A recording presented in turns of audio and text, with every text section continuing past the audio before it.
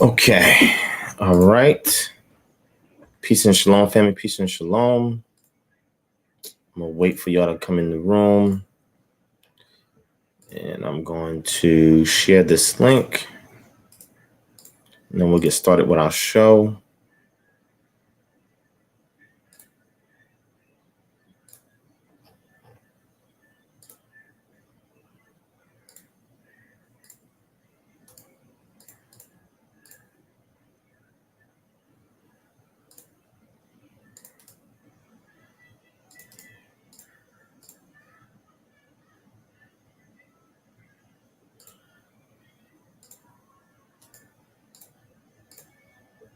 All right. All right.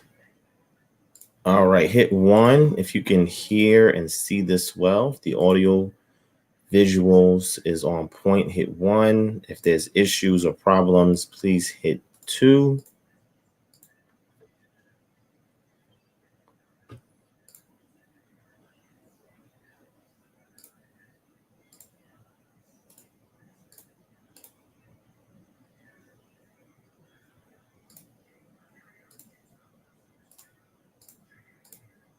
Okay.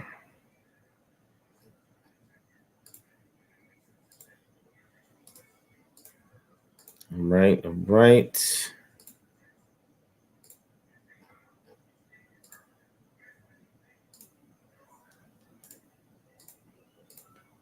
All right.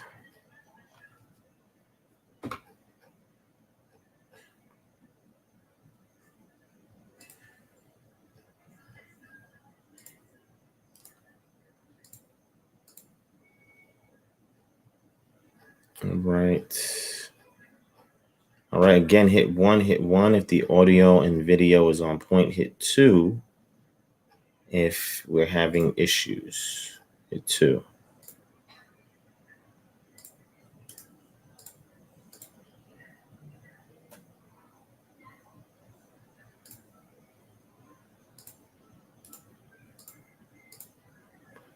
All right. All right. So I see y'all now. Y'all are saying 1. Okay. All right. So let us begin. All right. So peace and shalom, family. Thank y'all for joining us on this evening. Now, last week, you probably are wondering what happened to DivineProspect. Why was there no Freestyle Friday? And I definitely understand your concerns. Last weekend, I went out of town. I took my Isha and my youngest son, and we went to Florida for the weekend, right? Just a very brief weekend getaway, right? To kind of reset. And we left early Friday morning. So I did not get a chance to, because everything did not go the way we intended as far as like the flights, and we missed our flight and everything like that. So I wasn't able to send out a heads up, right, to let y'all know that I would not be in town Friday and there would be no Freestyle Friday, right? So my apologies for that, okay? And then when we came back on Sunday, and then we had to pick up the rest of the kids and unwind for Sunday and prepare for the upcoming week, right? So I normally start my work at 8 a.m. in the morning, the work contract that I'm doing. So from 8 a.m. to about 6, I'm working during the day. However, I do have some free time during the day as well. So that's when I try to take as many scheduled calls as possible, right? If I have missed anybody in regards to an appointment, it wasn't intentional. It's just that I probably did not have availability during that time block, but please always call back and schedule, right? Reschedule, or send a text to that number and I'll reach back out to you. Okay. So that's what was going on for this past weekend. So I was not in town, and that's why we did not have our Freestyle Friday, right? So forgive me for that, because I wanted to alert y'all, but I didn't get the chance to do so. Okay. So that was what was going on. All right. Now, also, those of you who follow me on Clubhouse, right? Because I'm on Clubhouse. Look at DivineProspect. Type DivineProspect up. It'll bring you up my profile on Clubhouse. Please follow me on Clubhouse and also follow our KHM Research Discussions group as well. They did give us a new feature for us to create leaders and admins. So some of y'all I have appointed as leaders and admins in that club, so that you can help me facilitate rooms. All right. And the people who I've made leaders and admins are the people that I have entrusted, I can vet, and I've seen here for some time. And they know how we get down, right? So I definitely, in my absence, I can trust them to hold it down, right? And I'm appreciative for that, right? All of y'all in here, I'm greatly appreciated, even if it was just me and one other person, right? As long as the Most High is in the midst, I mean, wherever challenge it is, we can overcome it. You know what I'm saying? So with that being said, we're going to get started with the show. All right. But again, if you're not following me on Clubhouse, please follow me on Clubhouse. Now I'm going to tell you, a lot of my time has been going to Clubhouse, and for a couple of reasons, right? So one of the reasons why my time has been going to Clubhouse is because as a social media platform, to me, Clubhouse is much easier for me to hop on, pause, and disseminate information, right? There's little to no setup. When I do YouTube videos, there's an effort I have to put forth to set up, right? As far as visual, you have to see me, right? To make sure everything's straight in the video, make sure there's no technical issues with the mic and the camera, make sure there's no glitching or streaming issues and stuff like that. And then I got to go and put the word out, etc. So sometimes it takes much more effort for me to start a live on YouTube, especially with my busy schedule. However, I am working on changing that. But in the interim, I'm trying to meet a goal on Clubhouse. We're trying to hit 1,000 followers on Clubhouse with 500 people in our club. And we're trying to get this information out to all walks of life, whether they're Israelite, Christian, Muslim, or other. Right. And I think the good thing about me being in a scenario, like, I think you get the best of me when it is an organic conversation and I'm being brought into the dialogue. Right. A lot of times when I'm sitting in front of here or getting prepared for Freestyle Friday, I have to think about a topic or something to talk on. Right. Or I'll tell y'all, hey, throw some questions out and I can build on the questions. But in an environment where we have a host of people, right, and we're just talking and trying to build, I think the best of me comes out in there. Now, the better than the best of me is if I was to do a debate, because now my whole focal attention is just on that one other individual and the subject matter, and then it's a wrap. You know what I'm saying? So I look forward to doing those in the future. I know that in the immediate stage of things, there's more work that needs to be done, especially in our communities. There's a lot going on, especially right now in the realm of the conscious community. A lot of y'all know what's going on. A prominent figure in the conscious community has been accused of an alleged rape on a 14-year-old girl, which, we don't condemn any action like that in any way, shape, or form. I have not taken to social media and spoken about the situation for several reasons, right? The first reason is I don't know all the facts of the case. The second reason is I will be more favorable towards the victim, because whether or not the person who is alleged to have committed the act towards the minor actually did it or not, the victim is suffering. And the victim is a 14-year-old baby.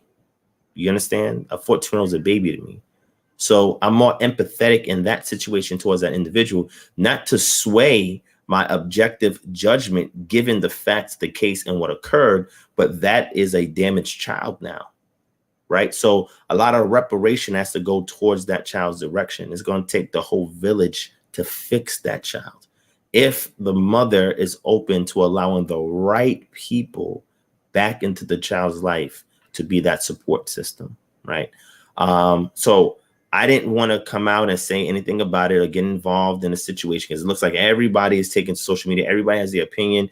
And I respect anybody on the front lines that are speaking against the injustice, because I am against any kind of perpetrated rape towards our women and young boys. Because it's not just young girls that's being affected and molested. It's our young boys as well.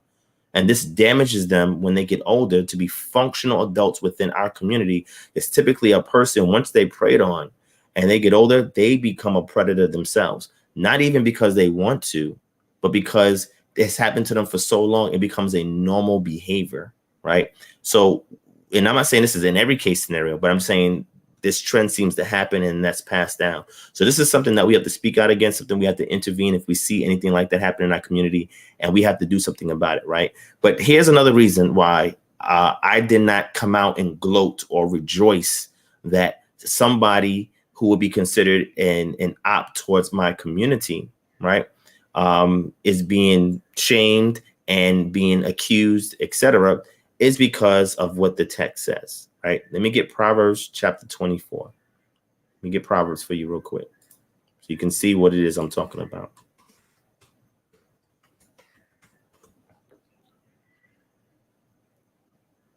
Let me share the screen.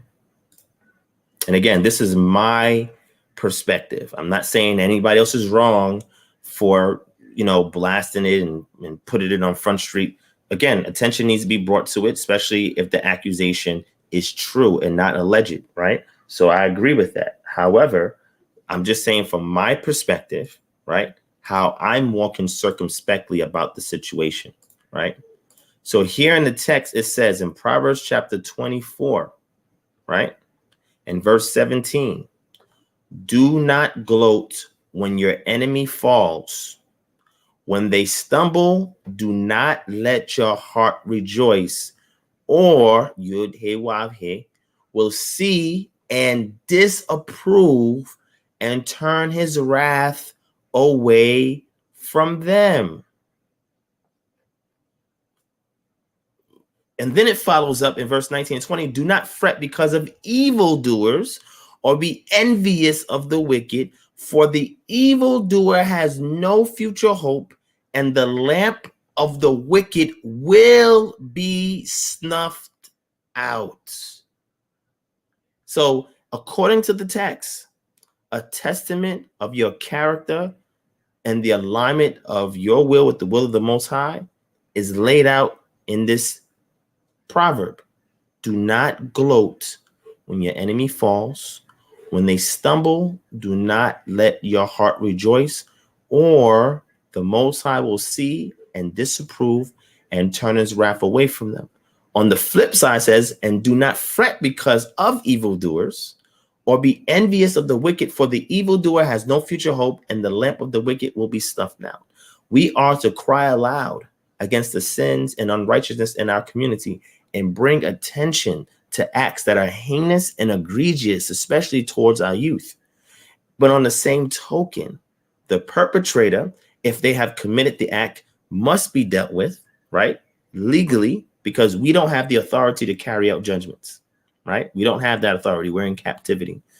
But they should be addressed legally if they have committed a heinous act against youth in our community, of course. On the flip side, we are not to rejoice over that. We are not to let our hearts rejoice. We are not to gloat. We're not to be happy and celebrate because Yah's still watching. He wants to see that when retribution comes to those who oppose us, how do we respond to it? See, that's the most important thing. And that chokmah, wisdom, it takes some time to accrue. And you learn lessons when actions like this happens in our community. You tighten up on your security in regards to your village, which is our people.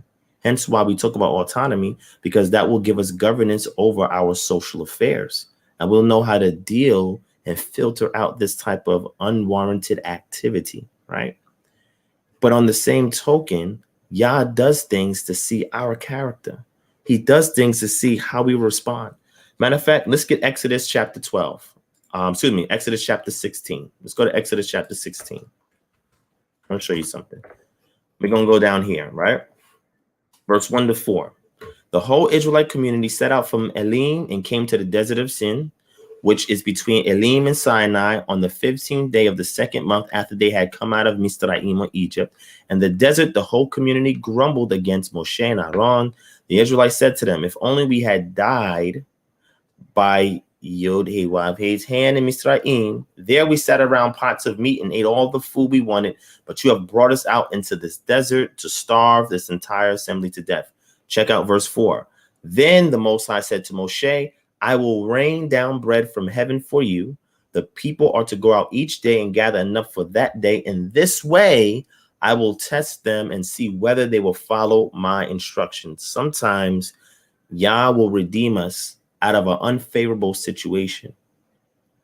And in the midst of that redemption and that out of that unfavorable situation, because it is not the ideal method of redemption that we would have liked, or we would have asked for or desired, we grumble and complain without seeing the entire picture, because that grumbling, complaining has become behavioral. It has become part of our character. We did not allow the wilderness experience to filter that out of us. Moshe was in Misraim for 40 years. He committed a capital offense, which decree-wise is only enforceable as long as the king of Egypt is alive. And he exited out and he went into Midian. He stayed in there for 40 years. When Yah approached him, he was stumbling. When Yah approached him, he says, who am I that you would have me to go and do this thing? He allowed the 40 years in the wilderness to strip him of his old behavior, of his old possibly bad character, from being nobleman, from being a prince in Egypt, where you have a lot of ego and arrogance. He allowed the desert experience to strip him of that, so that now he can become a vessel for Yah to use. Some of us have not been stripped from our old selves. We bring them into new situations. And this is the process. I myself am going through this because I'm not perfect. However, even in the midst of my imperfection, I do not allow my imperfections to detract away from the path towards perfection. But even in this situation, after they complain, the Most High says, okay, I'm going to give it to you. However, I'm only going to give this to you to test to see if you will follow my instructions.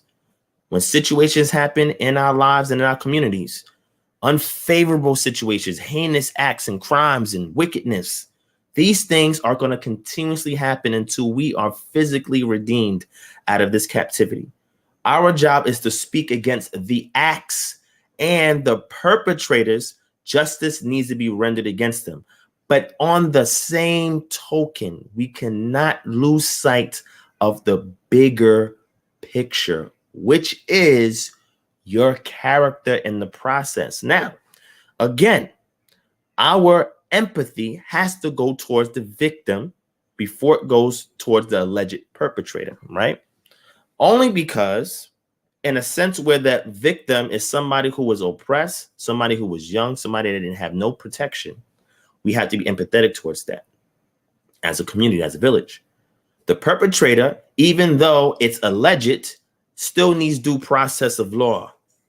It was even the same way in Torah, where there was instances where somebody will kill somebody else and then flee to the refuge cities. When they're in the refuge cities, they cannot be touched by the family of the individual who died. But when the family does meet them there, they must get the elders and they must hold trial, right? That's in scripture, okay? So even though that person committed that act, due process still needs to take place. And we cannot interfere with due process because we are outraged. Sometimes our outrage, the way we're outraged, can interfere with due process, not in just our secular legal system, but Yah as well. When things happen, we tighten up.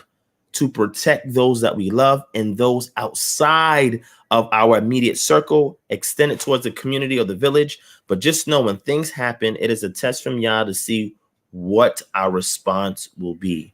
Because out of our mouth and our behavior will determine what is in the leb or the heart of who we are. And I just want to take a position of trying to exercise as much restraint and wisdom as possible in dealing with this situation. And again, I am outraged, right? Again, I am upset. I am hurt that this has happened, right? That we had a minor that was destroyed possibly for life, right? Of course. And if that was my child, it would be even worse. Of course, I'm biased towards my children. At the same time, we must acknowledge the cancer in our community that has caused or allowed the perpetration of that act. And we must make efforts of proactivism, putting preventive measures in place to reduce and minimize those things from happening again. These things happen as a lesson to teach us that we have not tightened up as much as we're supposed to be. We must get on the ball with that. But the actual situation itself, we have to walk circumspectly because we can interfere with due process. That's important. So I'm gonna move back from this because again, it's a lot and it's something that can require an entire show on. But until the hearing and or trial occurs and or sentencing or whatever verdict is rendered, at that time, then I can speak on the matter, right? Because then I will have all the details that was sifted and retrieved due to the process of discovery, right? And then the adjudication over those facts and the evidence and testimonies, etc. But in no way do I acquiesce to the egregious act that was committed to somebody that we can see as our own younger sister. Do you understand? I'm in no way condoning that. But at the same token, we must walk circumspectly. And then if the person in that situation has been convicted, then we will deal with it staunchly, upfrontly, because due process has occurred. Until then, we shower the victim with our affection. We shower the victim with our consolement. We shower the victim with our empathy. And the perp who's alleged to have done the act, and before we can outrightly speak on it, we must let it play out. So that is my position. And again, if people get upset over where I stand, that's fine. You're entitled to your opinion. It's not going to make or break me either way. But what I have said to you is just the wisdom that Yah has placed in me about not only this situation, but all other situations. And trust me, I've been through the ringer. I've been through the ringer of many situations where I had the justification for righteous indignation. The justification for righteous indignation. However, in cases where I just went with it because I was reactive, I actually affected the situation even more. And I've had other situations that's happened where even I have been falsely accused and I've held my tongue. I've exercised restraint. And over time, the truth came out on its own. And the individual that had made accusation against me, they have suffered as a result of their false accusations because Yah dealt with them. But it took my patience and my restraint in order for me not to sabotage Yah working. And that's why I did a whole lesson on David in that Shai, where David was cursed and mocked. And the soldier said, let me cut off his head. David said, for what? This is Yah's will. But in the end, the one that cursed and mocked, he got what was coming to him. But David did not have to lift a finger for it to occur. He just had to be patient enough to allow it to be carried out. Okay. Again, like I said, I know a lot of people don't want the wisdom part of it. They don't. They don't want the wisdom part of it. They just want to react. They just want to respond. But we have to show restraint because there must be a distinction between how we respond to things and how the world responds to things. That's how we have to move. Hold on one second. Just my messenger just going off. Okay. So with that, family, let's move forward. All right. So what I was saying earlier about Clubhouse, it's been going down on Clubhouse. That's why I said, if you're watching this, you need to join our Clubhouse. If you're watching this, join Clubhouse. Look me up at DivineProspect and look up our club, which is KHM Research Discussions. And the rooms that I've been in, I've come in there to actually contribute to the dialogue as best that I can. I never intend to take the show because a lot of times I'm in the audience just listening and I get called to the stage. You know what I'm saying? But I'm just thankful to Yah that when I am able to open up my mouth and speak, that people listen and they listen genuinely. And then it allows me to disseminate information in a way where I can be objective to allow the listening audience to glean from the wisdom that is coming forth. That is not me. I'm the vessel for it. I'm nothing without Yah. I have acknowledged that. I'm just a bag of dirt. You know what I'm saying? But because of Yah and because my constant daily struggle to keep my flesh in check, to allow the spirit to reign, I say, Yah, if you want to use me on this platform to draw more to you, so be it. But give me the wisdom on what to say and how to deal, because I do not want somebody to stumble, trip, or fall because of my approach. That's why I try to be as objective as possible. Sometimes I'm objective in a more laid back reserve. Sometimes I'm objective in a more upfront and transparent and in your face. It depends because, you know, according to the situation, it may be open rebuke is better than hidden love. And sometimes it may be the glory of man or of kings to conceal a matter, or the glory of a friend is that to conceal a matter. So you have to be able to assess a situation and understand which approach to take if you allow Yah to speak through you. And sometimes I had to take my subjective perspectives off the table to allow that to work. And I'm telling you, it takes time. Okay. All right. So with that being said, and I'm not sure what's going on here. I don't see what y'all saying let me see what y'all saying here and then give some shout outs.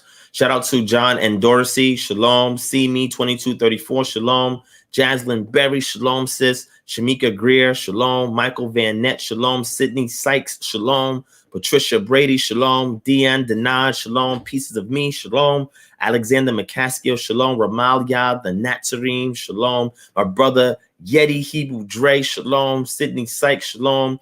Lisa Anderson. Shalom. Let me see who else we got. You Taylor 777. I see you. Shalom. Avi Yavi. Shalom. Yahosef Ben Israel. Shalom. The Black Av. Shalom. Mother Brady. Shalom. Yahosef Ben Israel. Shalom. I Apologist. Shalom. Mother Beulah. Shalom. Wide Awake. Shalom. The souls of our ancestors. Shalom. Sis. Comedic Hebrew. Shalom. King. Reginald Roberts. Shalom. Lifted. Shalom. T. Waters. Shalom. Byron Lewis. Shalom. Jacolius Gem, shalom. Let's see. Scott Garrett Headley, shalom. Yvette Rivera, shalom, sis. Sedaria Halliburton, shalom. Yellow Rose 7, shalom. HaKodesh Management, shalom. My brother Emmanuel, shalom. Let's see. Sister Nabia Yashael, shalom. Daniel Goof, shalom. Watcher 215, shalom. McGarvey Chapron, shalom. Let me see. They're like, man, Divine's calling I'm calling everybody out. Everybody gets a shout out in here. I show love to everybody if I can. The Black Karib, shalom. Angel Castillas Jr., shalom. S. McGee in the building, King. What's going on? Shalom. You said when it comes to religious exemption for a vaccine, who would I need to sign it? Well, you need somebody who is I guess, a state ordained minister to be able to sign off on that. All right. But a lot of places, especially certain jobs, are not allowing religious exemption. So it depends on what state, county, city, town, municipality that you're in, and what the laws is, because it cannot be mandated until the vaccines are licensed, meaning that you can't be mandated to take it into the vaccines are licensed. However, certain professions can't hold the mandate for you to take it in order to continue that profession, because they can provide a case scenario as to why you have to be vaccinated in order to keep that profession, right? So it's very tricky, and we've tried a lot that we can, but in some cases our hands are tied. It's kind of crazy. It's like to the point where you just have to start a business and work for yourself. That's how crazy it's getting. You understand what I'm saying? That you may have to shop at home. That's how crazy it's getting. You know what I'm saying? But you can email me, my brother, or inbox me, or shoot me a text, my brother, and I'll see what I can do to help or assist. All right. Shout out to Watcher215. Shalom. True people of the Bible. Shalom. My brother Aaron. Shalom. Sister Cheryl. Shalom. Moshe, the Hebrew. Shalom. Jill C. Nice to see you, sis. Shalom. 617. Let's get it. Shalom. Let's see. Aishu Cole. Shalom, King. Yvette Powell. Shalom. Queen Noble Bay, Afuraka. So hopefully I'm saying that right. Shalom, BNY, Shalom, Yawasap, son of light, Shalom. HOK is raping our babies. I see what you're saying. I understand your sentiments. All right. It's okay if you want to share those sentiments here in the chat. However, I just ask of you, please do not be extremely explicit or disrespectful, because if you are, we will ask you to please curb it. Otherwise, we would have to put you in timeout. All right. But otherwise, you're free to express your opinion. Shout out to faithful sister and Yah. Shalom. Gabar Alaha. Shalom. Chris Bronson. Shalom, King. What's going on? Feed the Spirit. Shalom. Nathan James. Shalom. Seth Upright. Shalom. Gurney Mosley. Shalom, King. Zelia D. Shalom. Can you explain how Israelite ways ain't a religion? Sure. Give me 1 second. Shout out to my brother, Do It For The Nation. Shalom. My brother, Do It For The Nation. I know you are probably heartbroken based on what's going on in Haiti. First, they killed the president, and then now they're suffering an earthquake, man. Haiti cannot win for losing and cannot lose to win. I mean, ever since that revolution, that bloody revolution that happened on that piece of land that we now call Haiti, I mean, ever since, they've been doing everything they can to keep Haiti oppressed, man. It's crazy. It's crazy. Adaya Yisrael, you're right. I heard of that as well. But I'm going to show two things with y'all real quick. I'm going to show two things with y'all. All right. Shout out to D. Will. Shalom. Just call me Tech. Shalom. JM. Shalom. Sister V. Love in the building. Shalom. Ariyahu Williams. Shalom. Azmaz Yahu Yisrael. Shalom. Deontay Williams. Shalom. Andre Brown. Shalom. Chosen One. Shalom. Jay Lockhart 25. Shalom. Tanaya Tazawan. Tazayawan. Shalom. Joe Nuff. Shalom. Q the Bully. Shalom. DB is Yah's miracle child. Shalom. Mark Benjamin. Shalom. My brother Live Judah. Shalom. Oshaya Red. Shalom. JM. Shalom. Foreign Zix K. Shalom. Yes, I'm at DivineProspect on Clubhouse. That's correct. That's correct. All right. If I miss anybody else, shout out to Paul Brassfield. Shalom. If I'm missing anybody else, if you want a shout out, hit 1. If you want a shout out and I missed you, hit 1. I want to make sure that people know who is behind the success of this channel and of this movement that we call KHM. All right. All right. So let me go over the formal stuff, and then if you have questions, I will give it. Shout out to the Black Carib, Shalom, and I will give it, all right? But again, you must join Clubhouse. Once I hit that 1K, as far as followers, and at 500 in our club, then I'm going to transition into doing my other content that I have scheduled for Patreon and for this channel. Then I can transition to that. But I want to establish KHM on that platform so we can continue to provide a medium for edification the appropriate way. A lot of people profess to be a teacher. The only reason why I'm an able teacher is because I didn't ask to do it. See, people strive to do these things. I want to be a leader. I want to be a teacher. Everybody wants to aspire for the things that is heavy.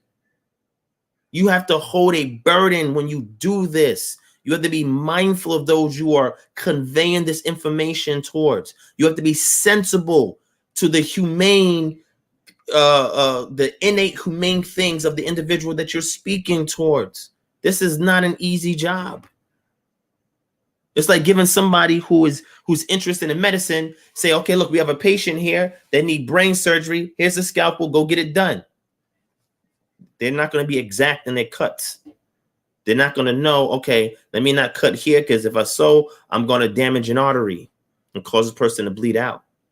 This person has other pre-existing conditions, so I must be mindful in how you got to be careful who you give the scalpel to when surgery needs to be performed, right? It takes time.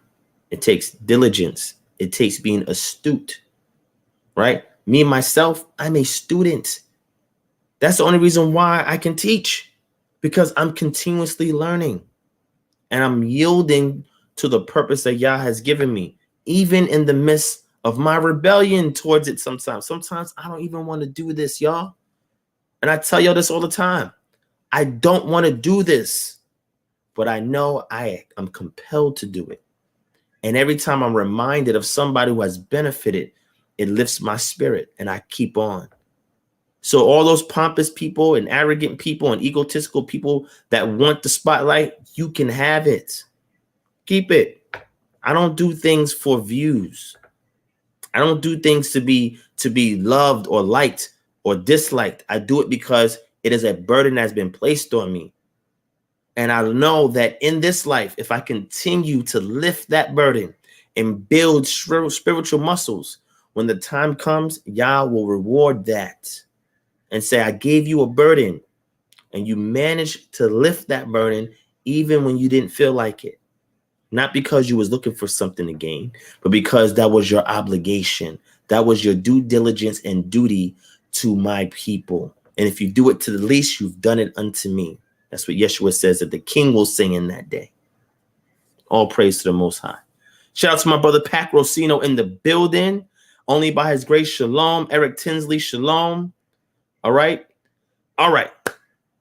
All right. Thank you so much. You see this? This is why I love the elders who are connected to KHM. Mother Brady, shalom to Mother Brady. She says, we are holding your arms up. Thank y'all for strength. This is an elder. She can be my mother. This is an elder. And when my elders, after speaking with them and interfacing with them, when they sign off, I know that Yah's calling on my life is authentic. Not based on my peers that may tell you what you want to hear, like Rehoboam, but the things that your elders tell you. As a matter of fact, I must mention this. I was on a call with an elder, and me and him was talking. And he said to me, Divine, man, I love everything you do. However, I realize that sometimes on your Freestyle Fridays, you entertain these trolls a little bit too much. And I witnessed in one of your Freestyle Fridays that there was an individual who was sincerely trying to learn, but was distracted by your discourse with the troll. So how about when you do shows going forward, if you allow a show to be about addressing grievances for those who troll, great. So people will know up front. However, if you have the intention to teach, stay focused on that and do it, because we love that. And those of us are there not to troll, but we are there to learn. And I said, you know what, elder? You are absolutely correct. And I will take that to heart. You see, he came in love. He didn't come out swinging. He didn't come out belittling me, being disrespectful. He taught me this in love. And I appreciate that. Elder know who I'm talking about.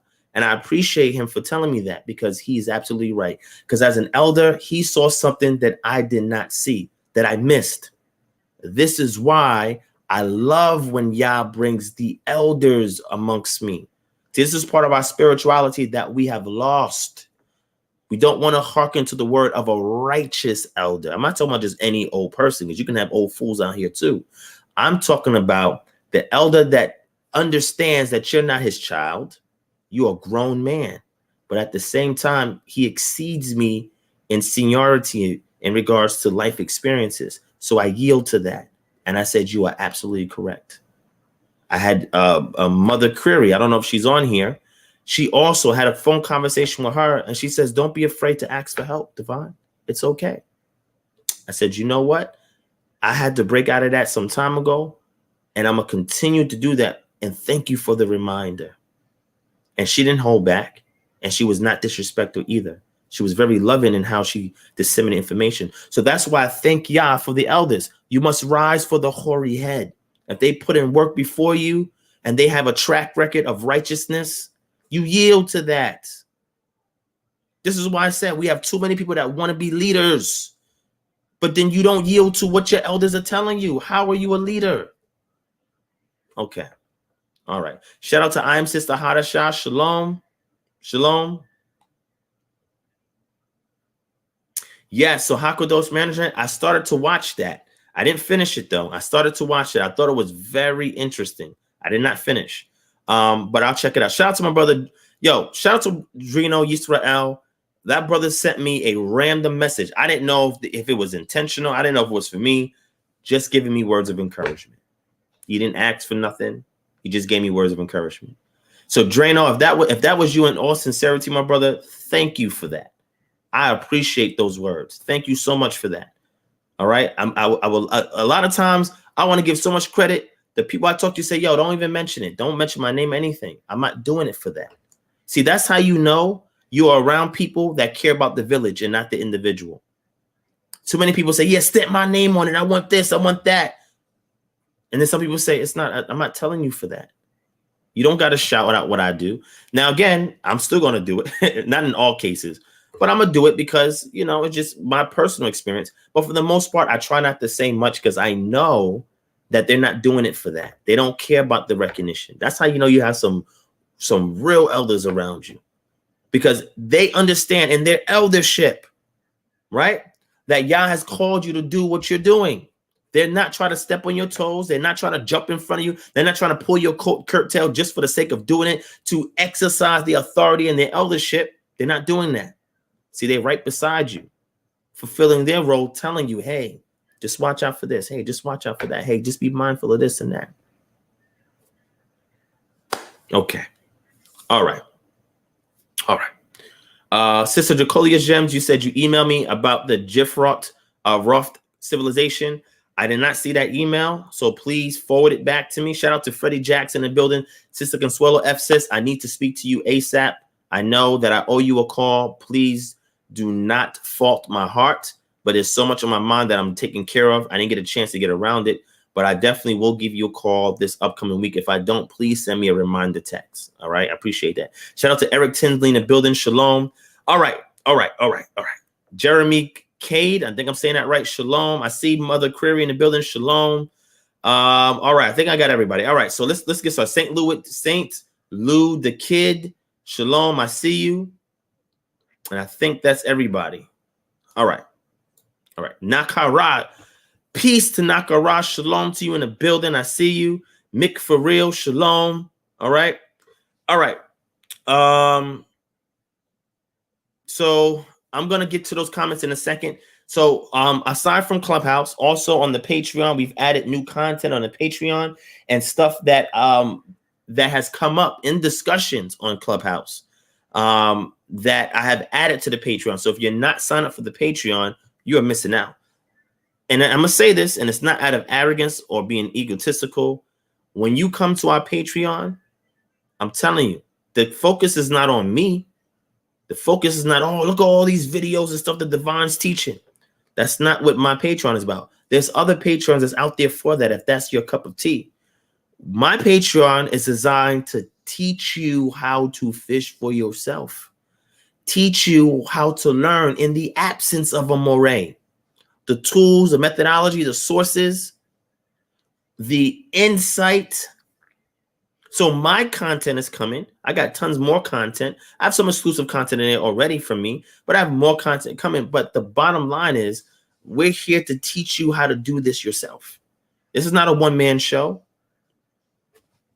What I have, I give it to you. And the reason why it's on Patreon is because those are people who are serious about their study and they're willing to invest. They're willing to invest, whether that's putting $5 aside, $10 aside. You can even do $1 aside, $20 aside, 50, 60, 100, wherever it is that you want to pledge. You're showing that you value what we are sharing, and you value it to the point that you take your studies seriously because you want to be correct in this walk. because you only get to live it one time.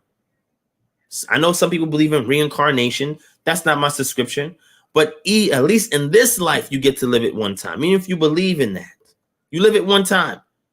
After that, it is over. It's over. So you must study to show yourself approved. Ensure that what it is that you're trying to study is right and exact. Now, people say to me, Divine, you got tons of books. Listen, my library is for bibliophiles. Every book I recommended, I have either read it to completion or read a good amount of it to recommend it, right? But then people say, well, all those books, Divine, how do I keep track? So I say to them, I said, look, this is what you do. You create a PowerPoint, right? Or you create a document, right? Word document, whatever. What you do is you screenshot the cover of the book, and then you screenshot the table of contents. And what you do is you archive this information and you tag these items. So when you are going to do research on something, let's say, for example, you want to learn about food in the ancient Near East or food in the Bible, right? You go to this PowerPoint that you have labeled and categorized, because you can even do it by creating a folder and put things in folders and do a search, or in a Word document, or however you choose to do it. And you do a search, food, eat, diet. You'll have a list of things that come up via the table of contents and or the cover of the book. And then you know exactly where to go to at that book to extract the information that you're seeking for on that particular theme. That's important. And that is one of many ways you can keep track of the content that we have. We have almost 300 books on there. We have tons of articles on there. We have language courses on there. We have Bible as classroom. Bible Lands as classroom video on here. We have the audio Bible. I just put Genesis on there. I'm about to put Exodus on there before this weekend is over. And this is by people of color that are doing the narration of the text. You put it on and listen to it before you go to bed, while you're working out and exercising, while you're doing your job. We provide that for you. It's holistic, what we provide to you on our Patreon. So when people say, well, Divine, that's great, I like this, so I'm like, look, just invest in the Patreon. Even if you have $1, you can put $1 aside if you're serious about your studies. So I'm just saying, it's not because I'm trying to get rich off of this or we trying to get, no, these resources get recycled so we can get more sources. Sometimes, I'm going to say something, most of the time I got to pay for these items. This costs money. This stuff ain't cheap. But I use what we get to recycle what I get and put it back into the community. Because people will pay for Netflix and watch those videos and not question it.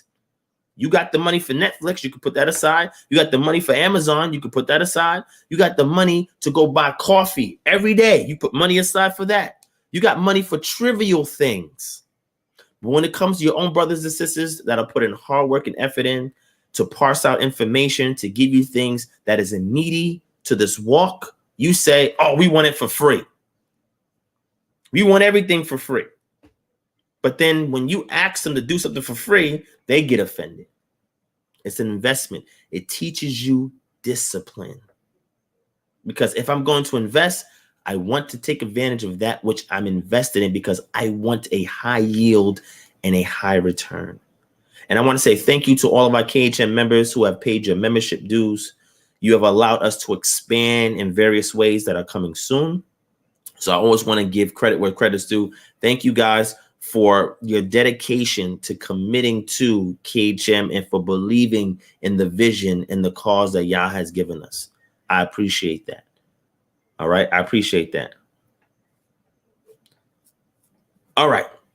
So with that being said, let me show you a couple of things that we have new on the Patreon.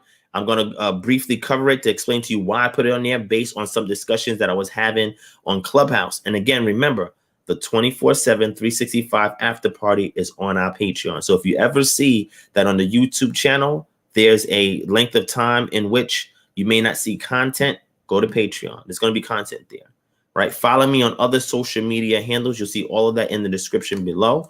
Follow me on Clubhouse because I'm somewhere doing something. Even if I may not be here on YouTube, I'm somewhere doing something, okay? So appreciate everybody that's following me. I appreciate it. So Major says, how do I join the Patreon? So all you got to do is go to www.patreon.com. You'll see it come up on the screen, on the ticker below. And once you go there, you pick one of the many tiers that are offered there, and it shows you the benefits for each tier. Depends on what you're looking to do. And then you subscribe to that tier, and you'll get access to the wealth of content and resources and tools that we have on it. We have Bible study software that I pay for. Now, I know that we've had so many people that was installing, setting up my account, my paid account on the Bible software, that I have to purchase more licenses, and I'm okay with that, because now I see people are really getting serious. I get excited when I go into Clubhouse, and I know people have joined KHM, and I know some of these people are part of the Patreon, and they be leveraging those tools and that information, and they be going in. I'm just in awe. I'm like, praise the Most High, because my existence means something. Sometimes, have you ever thought when things go awry, if your existence is even meaningful? If Yah is even paying attention to your little old life? Let me give you some words of encouragement. Let me give you some words. Maybe this is not the Freestyle Friday you want, but this is the Freestyle Friday you need. Let me give you a little encouragement. Okay?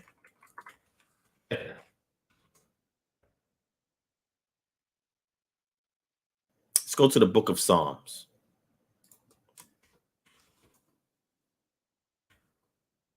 Trust me, I see you're asking questions. We're going to address some of that in a moment. Okay? Just bear with me. This is for somebody. Just bear with me.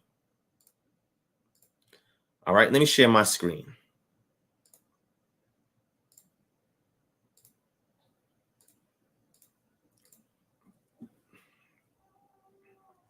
Psalm chapter 8, verse 1. To the choir master, according to the Gittith, a psalm of David.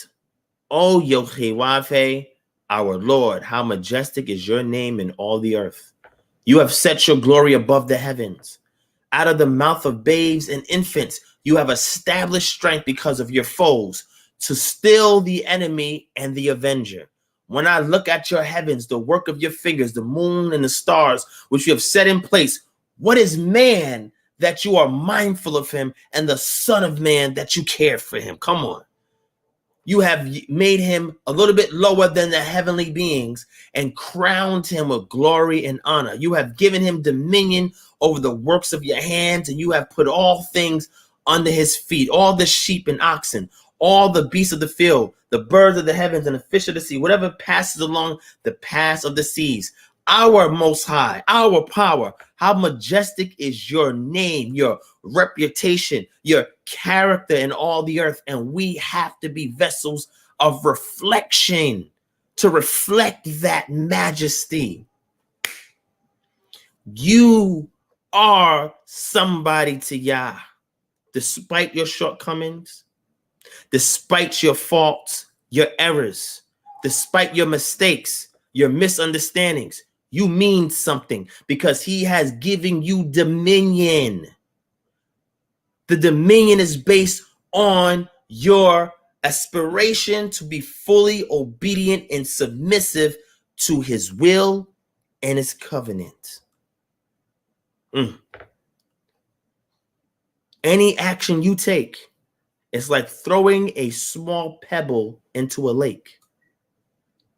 No matter how small the pebble is, the law of physics is still in operation.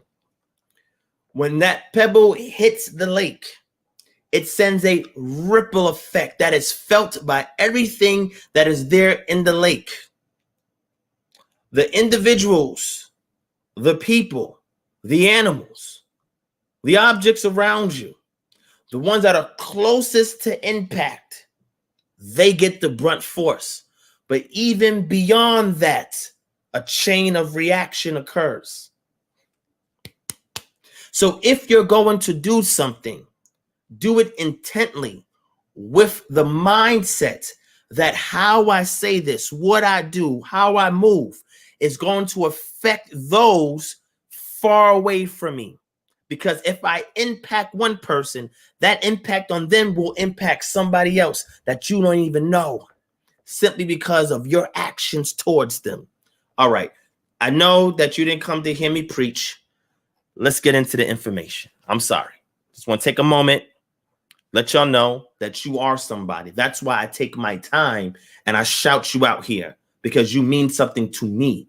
And that small act of kindness, I only anticipate for it to be paid forward for you to acknowledge somebody else that may seem insignificant to others.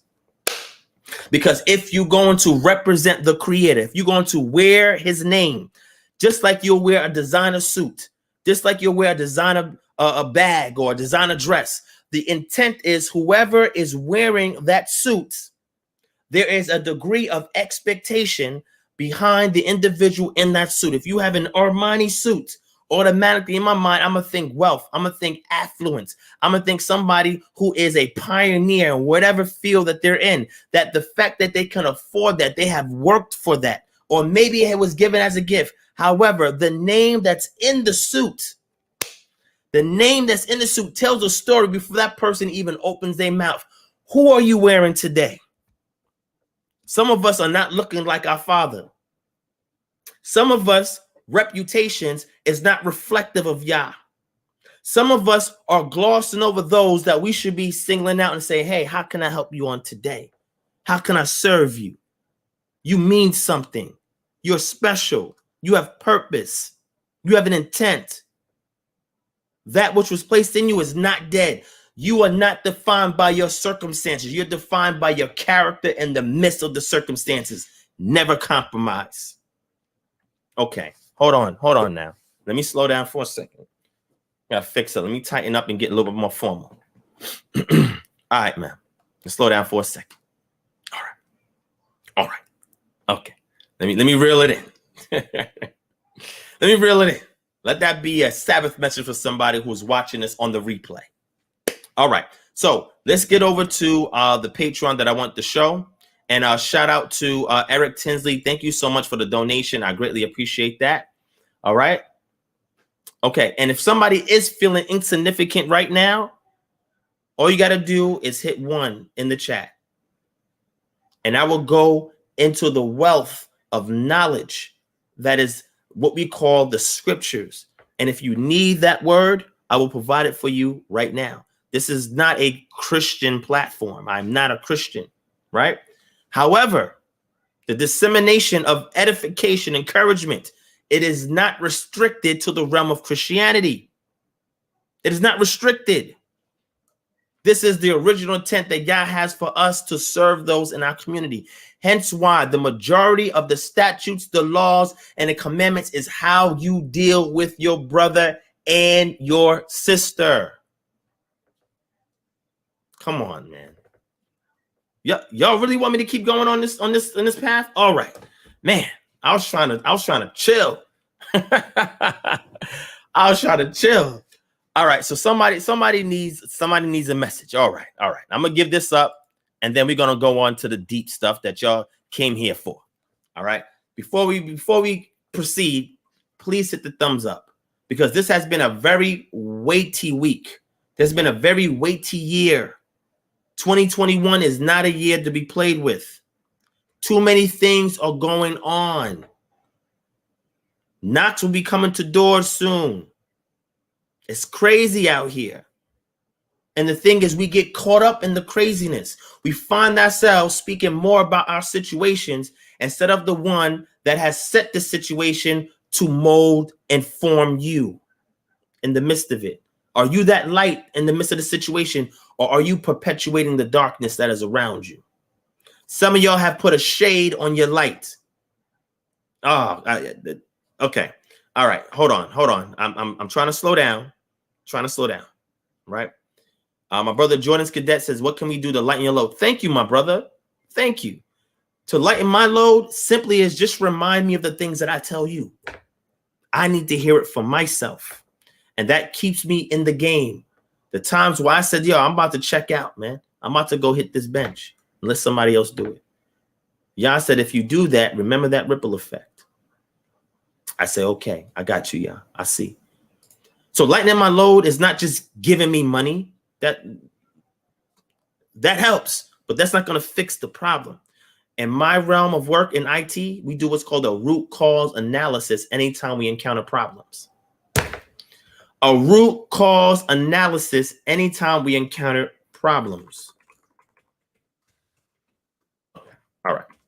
Let's see if we can do this, family. Let's see if we can help somehow. Let's do a root cause analysis. Let's get to Marietta chapter 3. Hopefully this will encourage somebody. Right?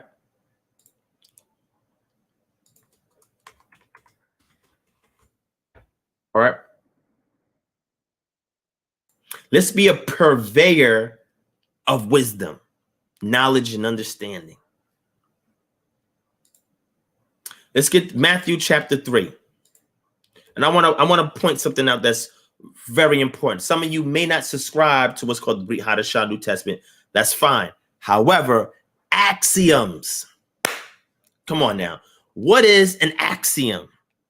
An axiom can be a mathematical term, but in a sense of social anthropology, an axiom is a truth that maintains its value and integrity despite the time in which it is conveyed. That means it could have been conveyed 3,000 years ago. It can be conveyed today. It can be conveyed in mainland China. It can be conveyed in Europe. It can be conveyed here in America. And it still maintains its value, its efficacy, and the results in which it yields. I'm giving you an axiom, so bear with me. Come on. You can at least extract the principle of a thing if it can yield repeatable results. Check it. This is who is called John the Baptist. We know John the Baptist was a factual character because he is mentioned by Josephus, which is a non-biased source towards the text. And here he is dealing with those who are attempting to escape their own personal judgments through their outward acts. And he has to address them. But he says something to them that is very important that you guys need to know. We must perform a root cause analysis on the issues that we experience in our lives. How are you able to determine that the root of the issue is something that needs to be addressed? Here it is. Here it is. Let's get into it. Let's get into it. Thank you so much, sis, for the donation. I appreciate that. Thank you, my brother. Get wise. I appreciate that. Thank you, sister, faithful sister in Yah. I appreciate your showering the donations through the super chat. We appreciate that. So let's get to this. Let's get to this, right? I guess this is something that y'all wanted to hear on today, or maybe not. Like I said, this is what you need, not what you want, not what you came here for, right? Let's go to Matthew chapter 3, and we're gonna go to verse 7. All right. Let me highlight this for you guys. Important. Okay. And I'm not going to share anything with you that is in opposition of Torah. I'm just not going to do that. All right. Check it out. Just zoom in. All right. He says, but when he saw many of the Pharisees and Sadducees coming to his baptism, he said to them, you brood of vipers, who warned you to flee from the wrath to come? Bear fruit in keeping with repentance. And do not presume to say to yourself, we have Abraham as our father, for I tell you, the Most High is able from these stones to raise up children from Abraham. Even now, the axe is laid to the root of the trees. Every tree, therefore, that does not bear good fruit is cut down and thrown into the fire. Let's stop right there. The root cause analysis is when the axe is laid to the root of the tree, every tree, therefore, that does not bear good fruit is cut down and thrown into the fire. Check it out.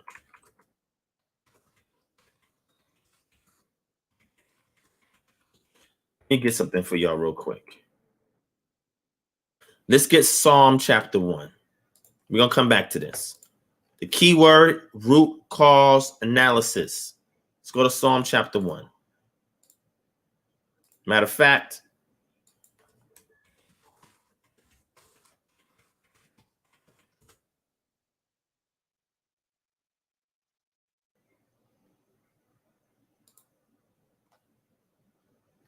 let me see if I could do this.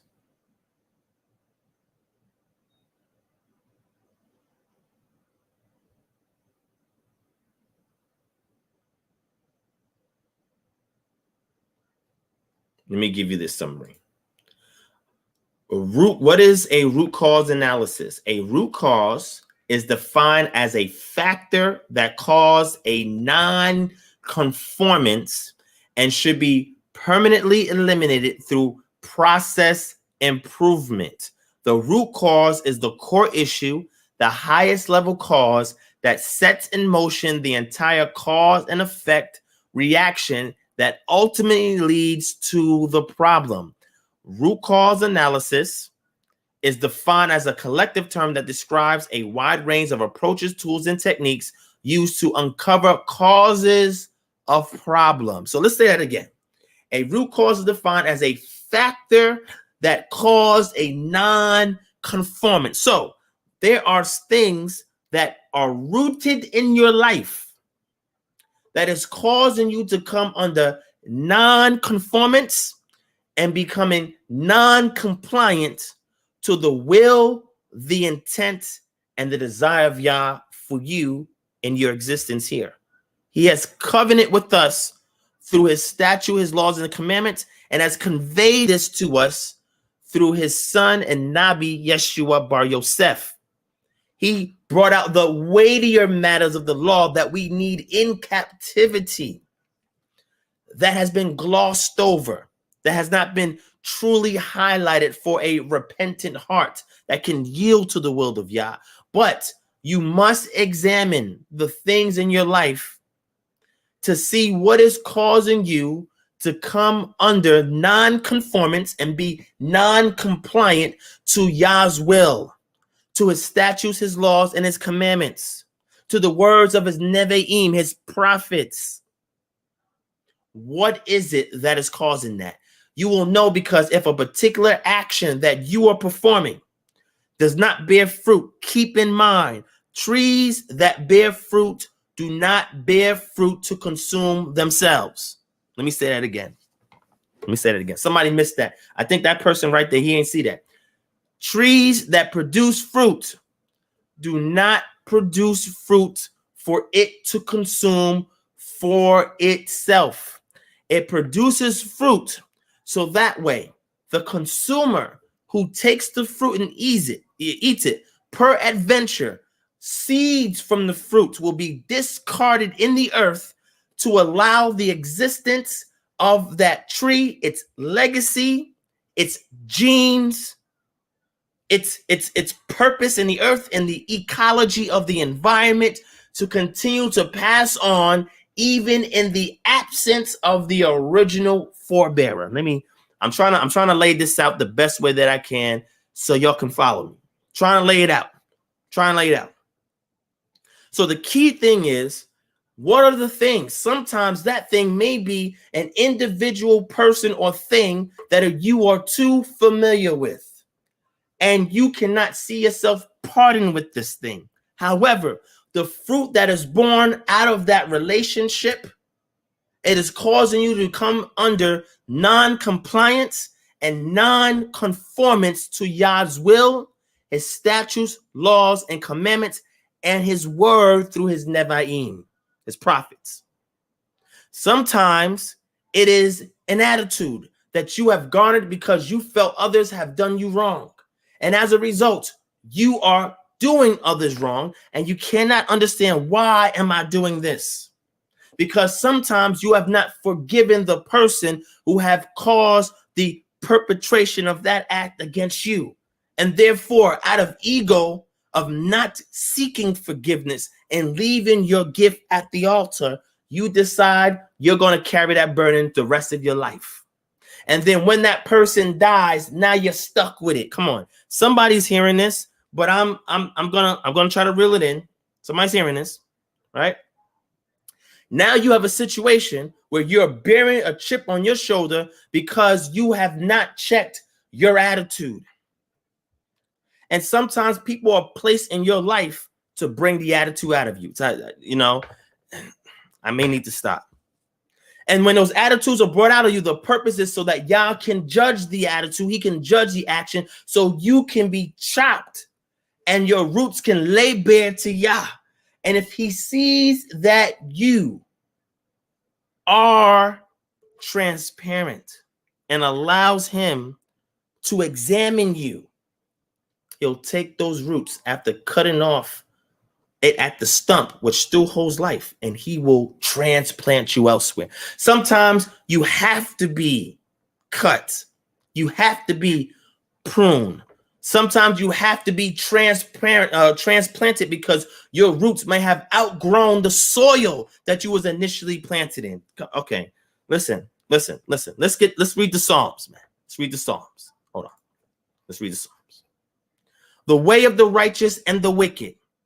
Blessed is the man who walks not in the counsel of the wicked, nor stands in the way of sinners, nor sits in the seat of scoffers, but his delight is in the law of the Most High, and on his law he muses over the murmurs.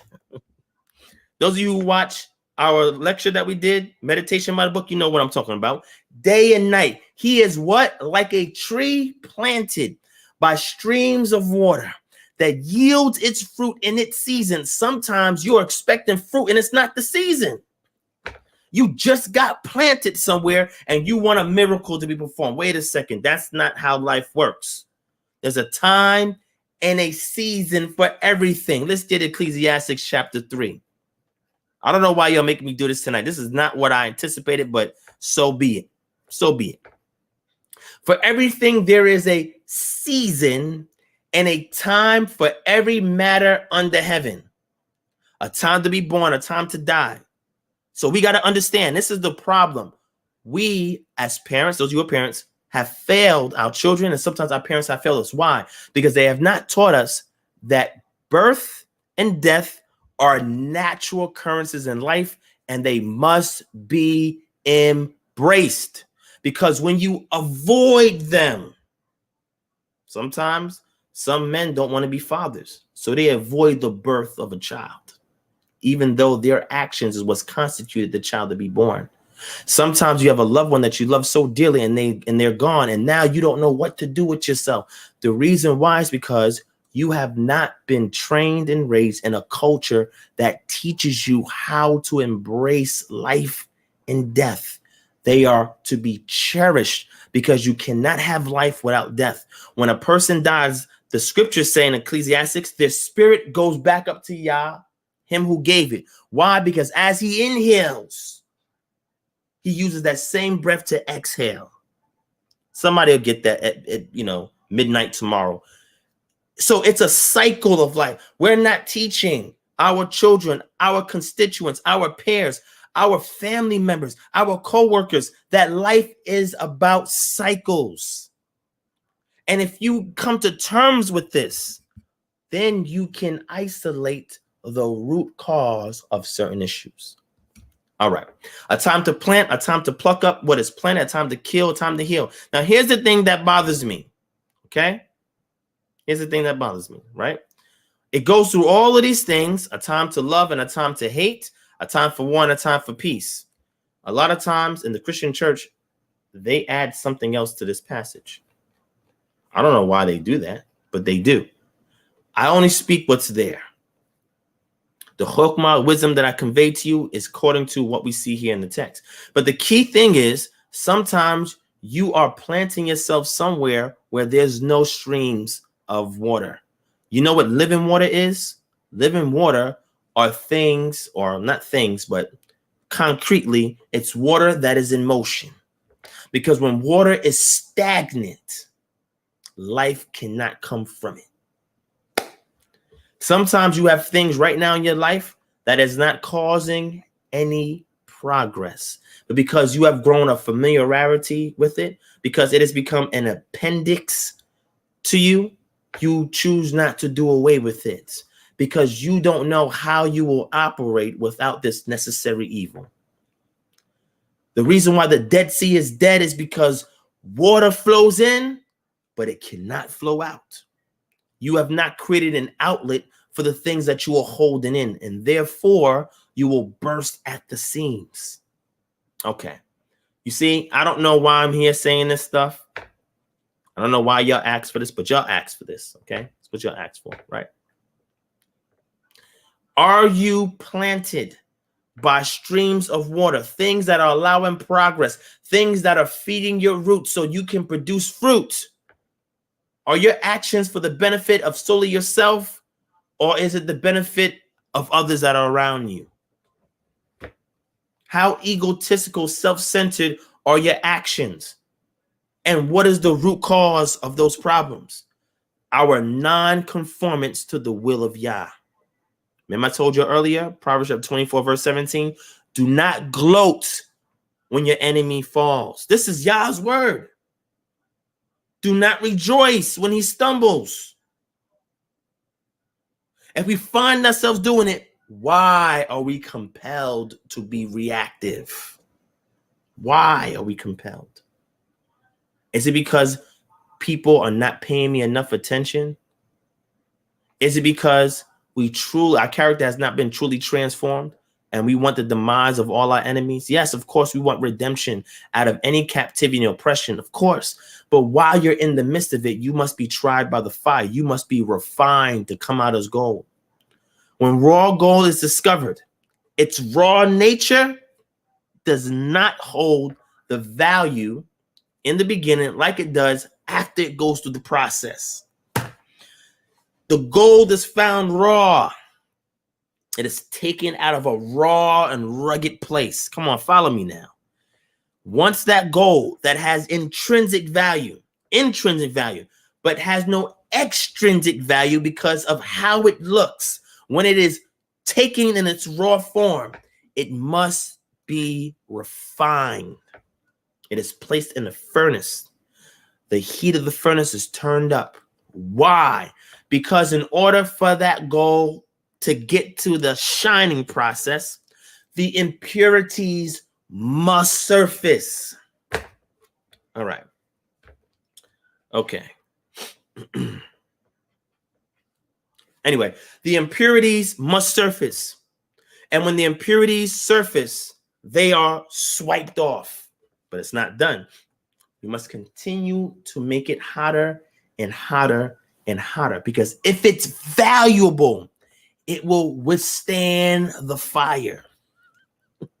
No matter how long you have it in that furnace, it will withstand the fire. And then once the impurities are swiped off, is the gold ready? No, it's not.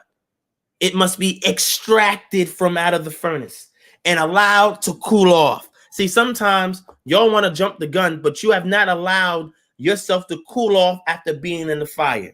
Come on. I know I'm talking to somebody.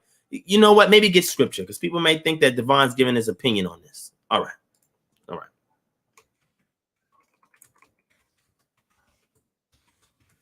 Let's get this. We're going to deal with this. Okay. Let's get this. Let's get Mishle chapter 17, verse 3.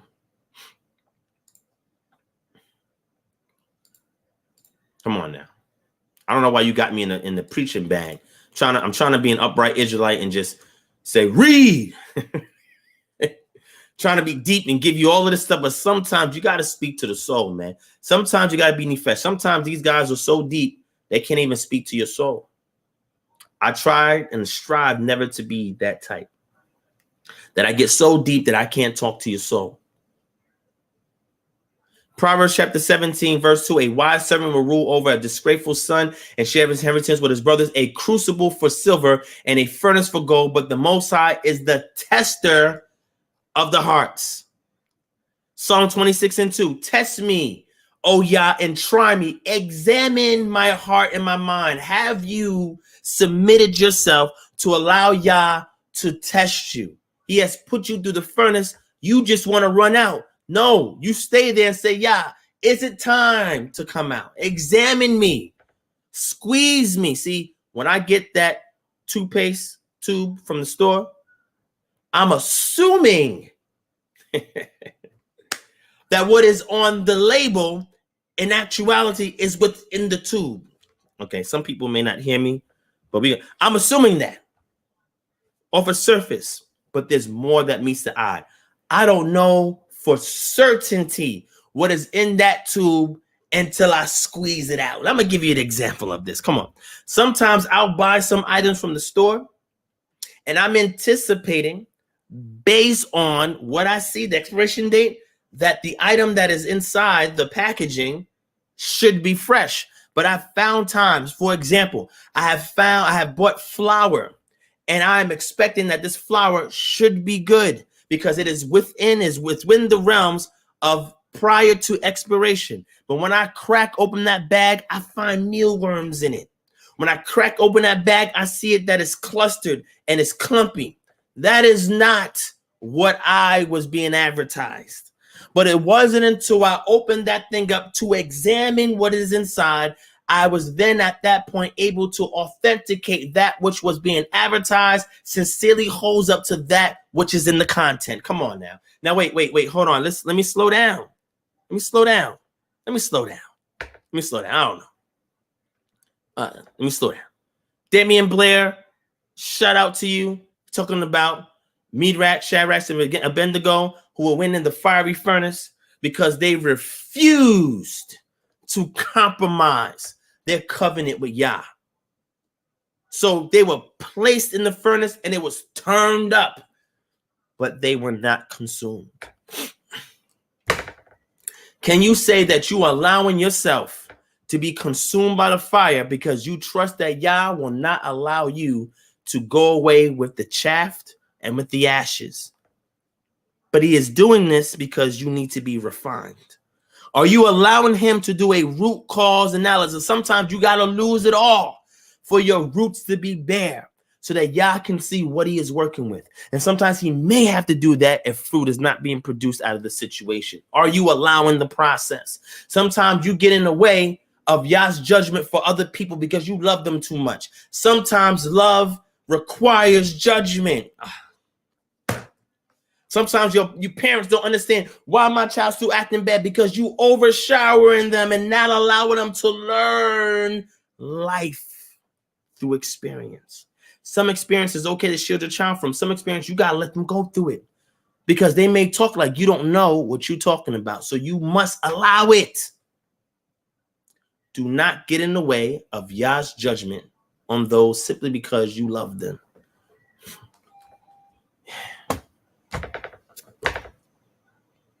Man, I spoke to myself on that one.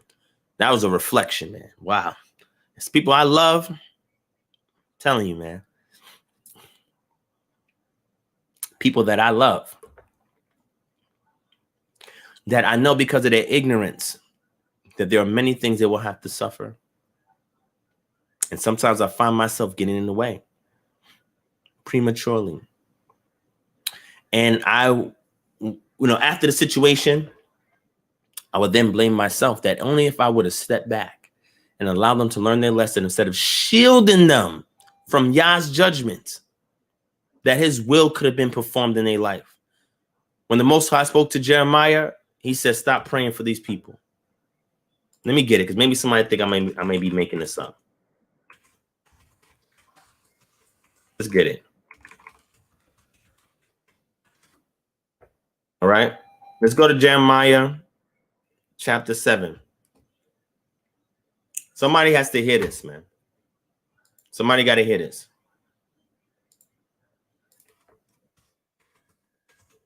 Okay, Jeremiah 7. Let's go to verse 14.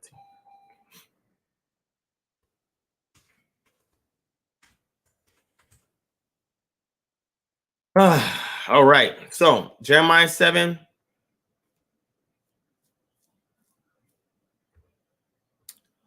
And let's go to verse 14 down to 16.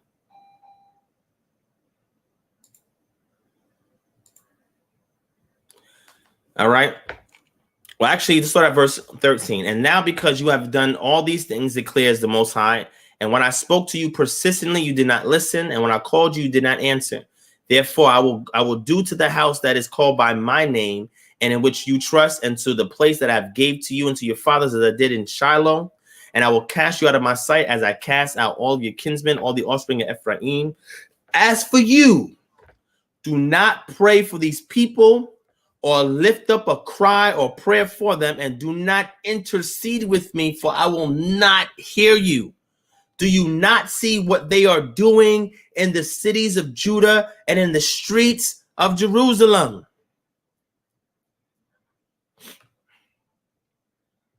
Some of y'all not listening, man. Some of y'all not listening, man. Some of y'all are still praying for people that need to be judged by Yah. Some of y'all are not teaching people the judgment of Yah. Some of y'all just teaching about the love of Yah. That's problematic. There's no balance there. The Most High does not desire. He detests uneven scales, weights, and balances. Wow. Are you allowing the root cause analysis to be done in your life? Are we allowing the root cause analysis to be done in our lives? Psalm 139:23. Search me, O Yah, and know my heart. Test me and know my concerns. Are we saying that? Are we saying that? Jeremiah 7:10. And I, the Most High, search the heart. I examine the mind to reward a man according to his way by what his deeds deserve. Some people say that you should not expect reward for good deeds. That goes against scripture. You have some people to tell you, just believe, have faith. It's not about good deeds. You give them Jeremiah chapter 17, verse 10. Your good deeds is your obligation to the covenant. And for acknowledging that you as an insignificant speck of dust has value to the Most High. I don't remember the last time I seen dust in my house that had any value to me. And you know what? I'm glad that judgment is not up to me, because I devalue dust. Oh, man. But dust can teach you a lesson, because when too much of it accumulates, it's time to clean. Some of y'all have not cleaned house in a long time. You have allowed the dust to accumulate. And the dust only becomes a reminder that it's something that you are neglecting to do. But Yah deals with every speck of dust that's here on this planet as if it has value. Okay, so sometimes some people maybe, I don't know if anybody's listening on today, but it is what it is. Let me just rein the horses in. All right. Sorry, fam. I didn't mean to come out of character. Let's get back to the formality of this thing. All right. But y'all asked for it. Somebody needed it. And I'm glad that I was the vessel to provide it. That ripple effect, don't forget. That small pebble creates a ripple effect, because there are animals such as fish and other animals that are in that lake that detect movements, that detect changes in their environment. They are aptly affected by the pebble that hits the pond. So in summation, after that goal is taken off, it must be allowed to cool off. Sometimes you come out of a situation and you was upset, hot, whatever. You not allow yourself to cool off before you go back and speak to the person that you have an issue with. Give yourself a cooling time phase. So you know what? Let me cool off. Too much damage has already been done, and I am hot right now. So why continue in this hot state? So after the gold is cooled, now trust me, I'm almost done. After the gold is cooled, is it ready? Not yet.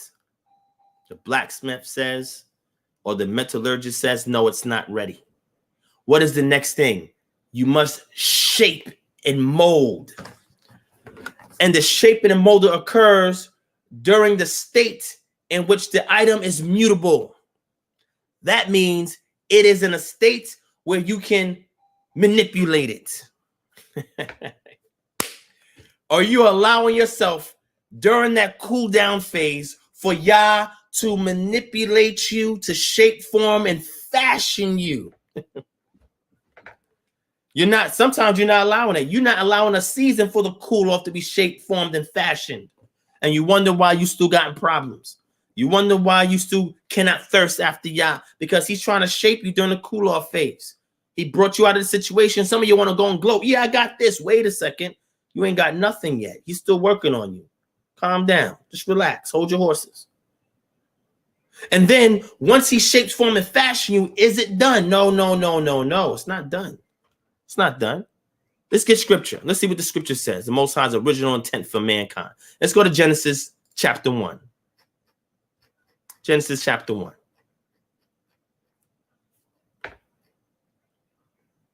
All right, since we're talking about mankind, Genesis chapter 1. Genesis chapter 1 says, verse 26, then the Most High said, let us make man in our image after our likeness. Can the image and likeness that the blacksmith, metallurgist, the creator of this discovery of gold, after its shape, form, and fashion, is it done? It is not done. Do you know why it's not done? Because after the shape, form, and fashion, the lunar phase, it must be polished so that way it can reflect the create. Oh, okay, wait a second. Hold on now. Wait, let me slow down for a second. Let me slow down.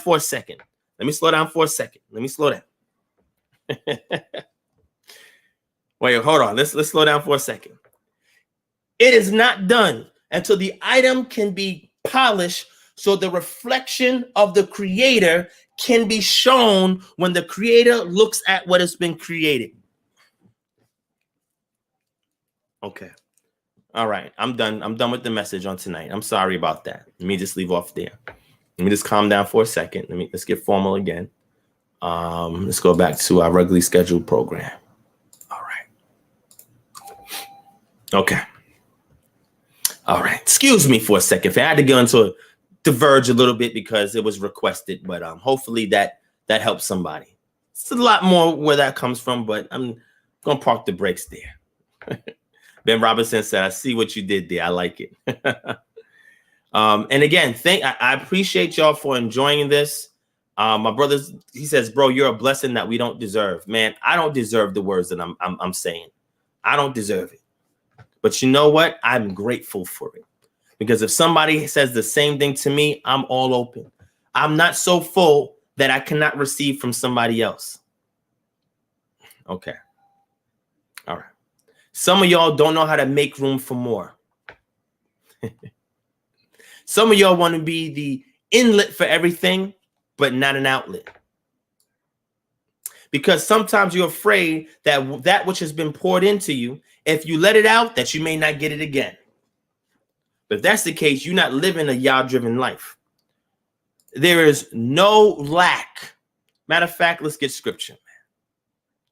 Because, you know, people may say that I'm giving my own opinion. Everything I say, I can back up with scripture.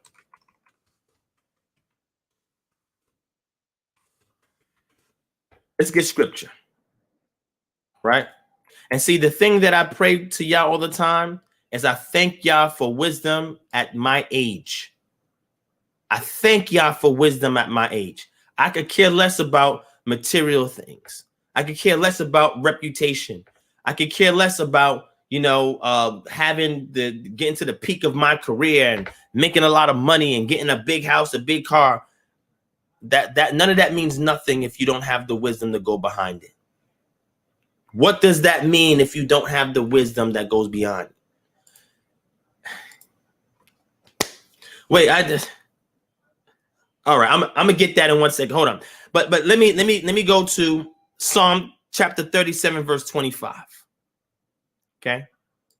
Psalm 37, verse 25. Thank you, sis, for the donation. I appreciate that. It says, I was once young and now I'm old, yet never have I seen the righteous abandoned or their children begging bread. They are ever generous and quick to lend, and their children are a blessing. Who's this talking about? Verse 24, though he falls, he will not be overwhelmed, for Yah is holding his hand. Some of y'all are not learning lessons about your relationship with the Father when you have children. When you have children, children are there to teach you perspective of relationship. I'm telling you right now, I'm amazed every time I interact with my children because all it does is bring an introspective in my mind of my relationship with my Father that's up there. Come on. All right.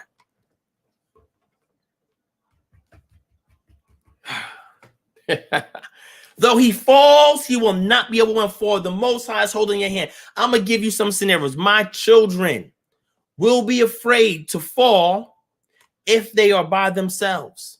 There's two ways I can deal with the situation. Either I can coach them from a distance with the anticipation that at some point they'll get the confidence to do something like go up and down the stairs. In my house, we have stairs that go from one level to another level, right? Stairs, right? I'm not super rich or wealthy, so I ain't got an elevator in my house, but I got steps, right?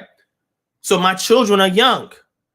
They had to learn how to come up and down the steps. At first, it wasn't easy. But at first, what I did was hold their hand. Because the thing is, even though my child fell, the fact that they were holding my hand gave them confidence that even in the midst of falling, they could still make it to the top. I think right now somebody's gonna get that. Maybe at midnight it'll hit them. Like, oh, that's what it. Maybe they look at the. Oh, okay.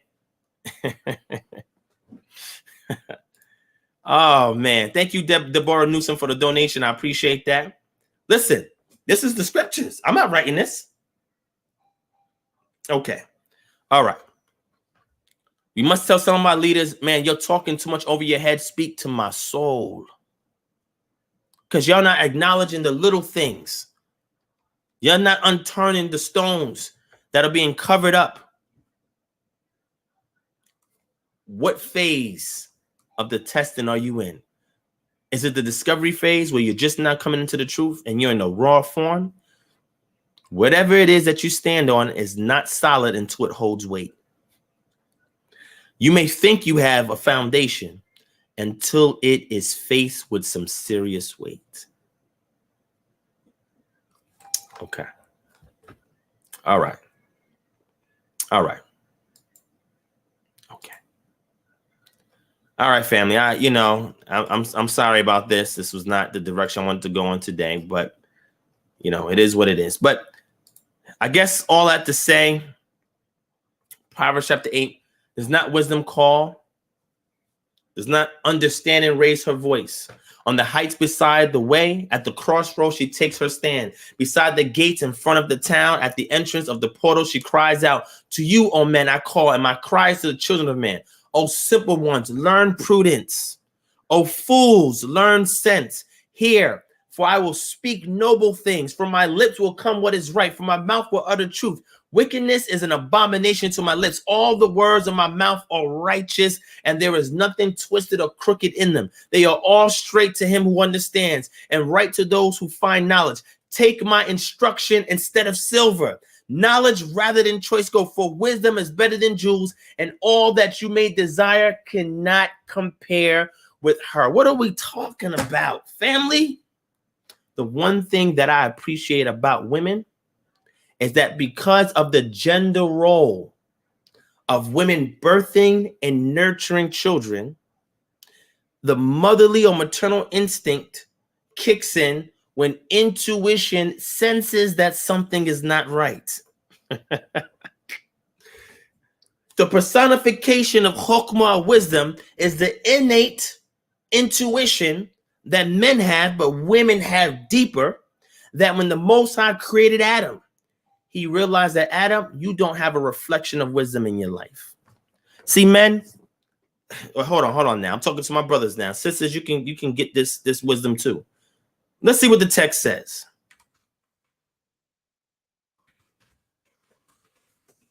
Let's see what the text says, man. And sisters,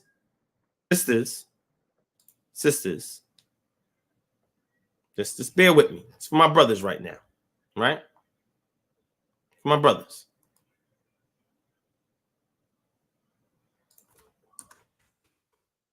Check it out. We're going to go to Proverbs 12 and 2, and then we're going to go to 18 and 22.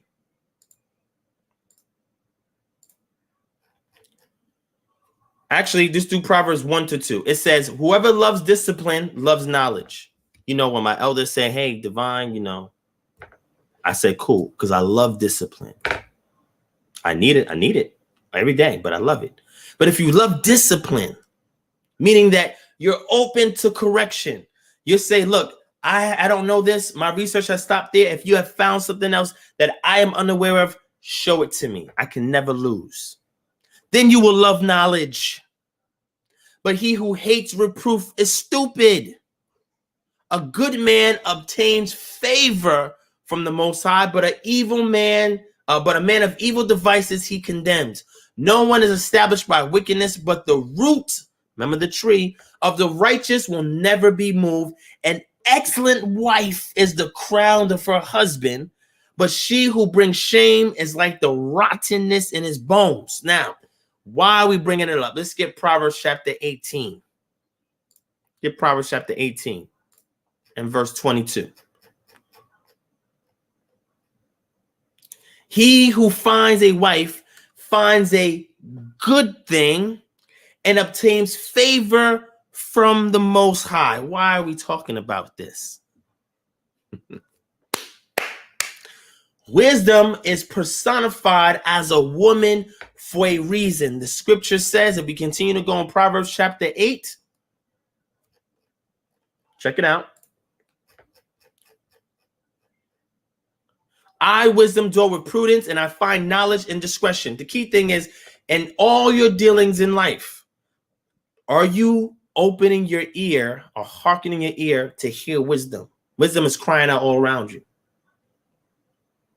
It is loud, but we have become deaf or tone deaf because we are not able to tune into the frequency of the wisdom that is around us.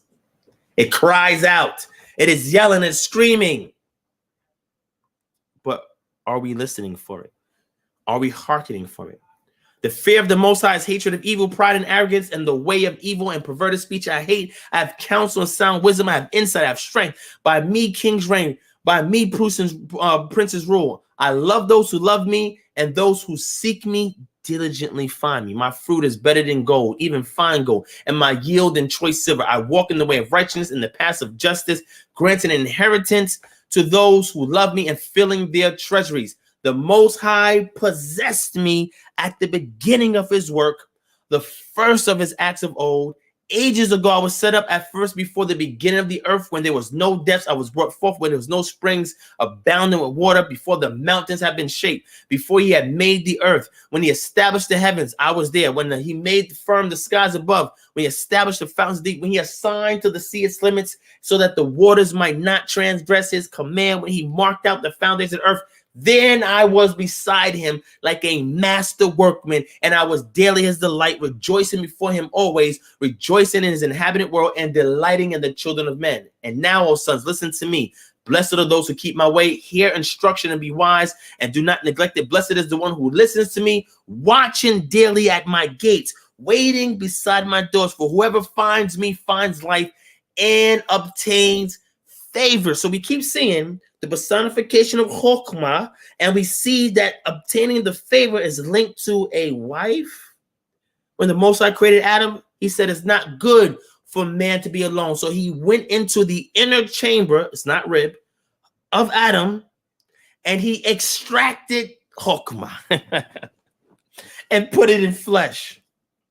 But the thing is, in order for the man to receive Chokmah, he must be a protector, a provider, and a producer. I think y'all missed that. Women, if you have a man who is a protector, a provider, and a producer, then you will obtain favor from Yah. When a man is in his rightful position, he can then open his ear to receive from Chokmah. Because the woman that is under his care will diligently submit to his rule as head of household. But in exchange of him walking orderly, he must also submit to the intuition of the woman is there, because the two have to come together to be echad, or to become one. I tell you today, if you are frustrated that you're not gaining knowledge, you're not allowing yourself to be disciplined. If you are not feeling valuable today, you're not in the process of the cool down phase, the shape and form and fashion, and maybe you need a little polish. We all do. I have jewelry. I don't have a lot of jewelry like I did in the past, but anytime I had jewelry, I had to polish it from time to time. And when I can see my reflection in it, I know that I can showcase its value when others see it as well. All right, family, I'm gonna stop there. I know I'm doing too much. I know I'm getting inside myself. Okay. All right. Anyway, I'm gonna stop there. I know I was gonna take some questions and stuff. I'm gonna stop there. But family, anything else you need, any resources, tools, or whatever, do deeper studies, please patronize our Patreon, www.patreon.com/DivineProspect. We have tons of resources and tools for you to further your studies. If you like these messages, all right, all I ask you to do is share this video. If you're brand new, hit subscribe. There's people that say the Israelite community that we don't got the spirit, that we are too legalistic. They say those things, but they're not trying to tap in and get this well of knowledge right here. They're not trying to tap into this well. Okay. I told y'all, be deep, dig wells, because you never know when the drought may hit. And he that has the deepest well is he that has the greatest reserve. All right. I'm done. I'm done messing with y'all on tonight. All right. I'm going to keep this short and simple. Sorry that I didn't get to your questions. We have another Freestyle Friday for that, and other future live streams. But you know what? This is what was intended, because like I said, there's too many of us are getting caught up to all the other things that are going on around us that we have forgotten to do a root cause analysis on ourselves. We have forgotten that in the midst of all these things going on, are you listening for wisdom?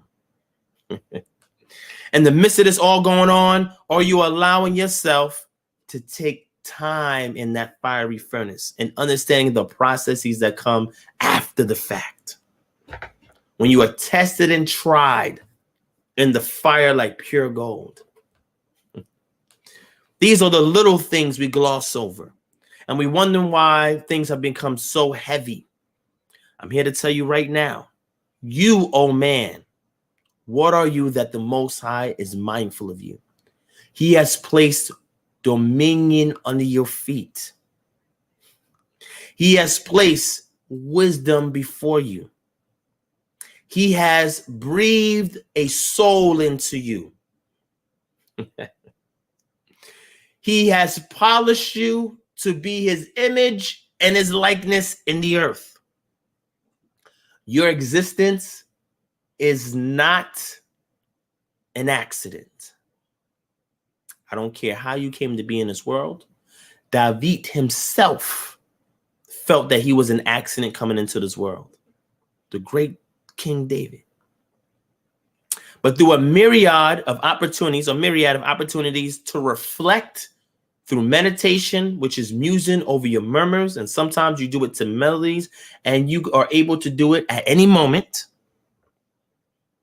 Again, if you don't know what I'm talking about, go check out the lecture, Meditation by the Book. He understood that in the midst of his trials and tribulations, he still had a purpose. Sometimes our purpose are not going to be fulfilled in our lifetime. David wasn't commissioned to complete the temple, but he was commissioned to make the preparations and to do the training. Some of y'all want to do everything in your own lifetime. That's selfish. That's selfish. Legacies don't work like that. The scripture says a prudent man leaves an inheritance for his children's children. That means it's not just for you. Are you inspecting that fruit today that your situation is causing? Are you laying bare those roots to allow y'all to test it and inspect it? Are you allowing yourselves to be transplanted? Those of you who are gardeners, you understand that you have to be very delicate when you transplant something, because the roots can go into a state of shock and may not be receptive to the new soil it is being planted in, no matter how nutritious that soil. It is all based on the tender care and handling of the husbandman or the gardener. Somebody's going to get that. If not, go do some gardening. You'll understand what I'm talking about. Ben Robertson said, KHM meditation mixtape. You know what? I never thought about that. Maybe we need to do that. Maybe we need to do that. All right, family. Thank you for watching. I appreciate y'all spending time with me. I'm going to let y'all off the hook early on tonight. I know y'all probably wanted me to go further and deeper and all that other stuff. Okay, I know.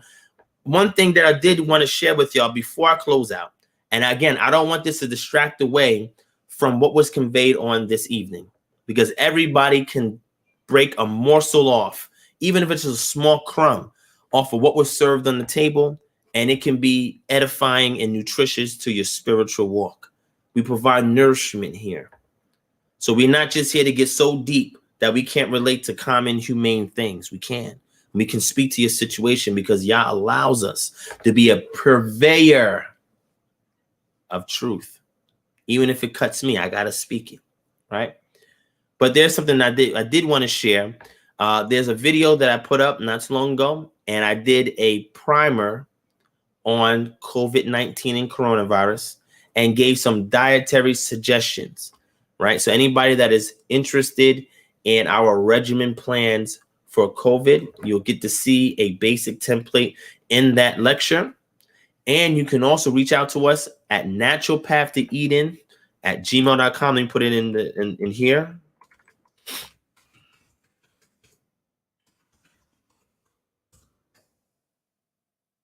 Okay. And here, shout out to Box 101. I see your question. Yes, my brother, you can ask it next time. Shout out to Rufus Kemp and Sister Pam in the building. I see y'all. Y'all can ask it next time, okay? Naturalpathtoeden@gmail.com. If you want if you want to go through our regimen plan or need a consultation on COVID-19, right? But there's some new developments in regards to COVID-19. I want to end off under 2 hours. Let me show it to y'all. And after this, I'm done. If you're brand new to this channel, hit subscribe. If you're brand new, hit subscribe. All right. Share this video everywhere. Hit the thumbs up button. And if you would like, or if you're compelled or moved to donate to our ministry, you can. But I would prefer you donate in a way where it's an investment that we can give back. So please sign up for the Patreon so you can get the most out of what we have to offer. And sign up for membership for Kingdom Harbinger Ministries so you can help us share this information. Take this deep stuff and translate it to relational actions that the community can receive. All right. That's important. All right. All right. So check it. Let me show it to y'all. Right. I want to show you some new developments. And then again, I'm not going to end off in suspense and horror. And oh my, we have a video on this channel called a coronavirus COVID-19 primer and dietary suggestions. All right. It was something that I actually created for an internal group, but I said, you know what? Let me make it available and accessible to everybody. All right. And I did that off the whim. Okay. So check it out. All right. Let me show you my screen. And I want to show you things just so that you can keep your eyes open. All right.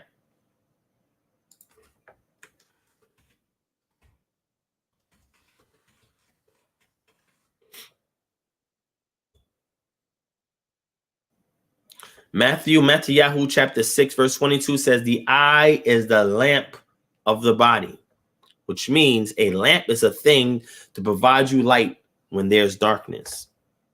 So you must have the lights. Your eye must be the lamps in order for you to see through or have guidance in the midst of the darkness. And the only way that can happen is if you allow the light of the Ruach to dwell within you. Then you can see things the way it is. You can see through the darkness, the schemes, the agenda, and see something for what it is. And not only do you expose a thing for what it is by being able to see it, but you provide a viable solution to the problem. The purpose of a root cause analysis is that once we find the core issue, we're able to permanently rectify it so it does not reoccur. Okay. All right. So check this out and I'm going to let y'all go. Hold on 1 second. Thank you, my brother Emmanuel. And I'm glad that you got the consultation. Thank you as well for the donation. Check this out. Everybody is talking about Delta, Delta, Delta. Did you know that Lambda? This is from Reuters.com, the Healthcare and Pharmaceuticals periodical by Nancy Lapid, and it says Delta infections among vaccinated likely contagious.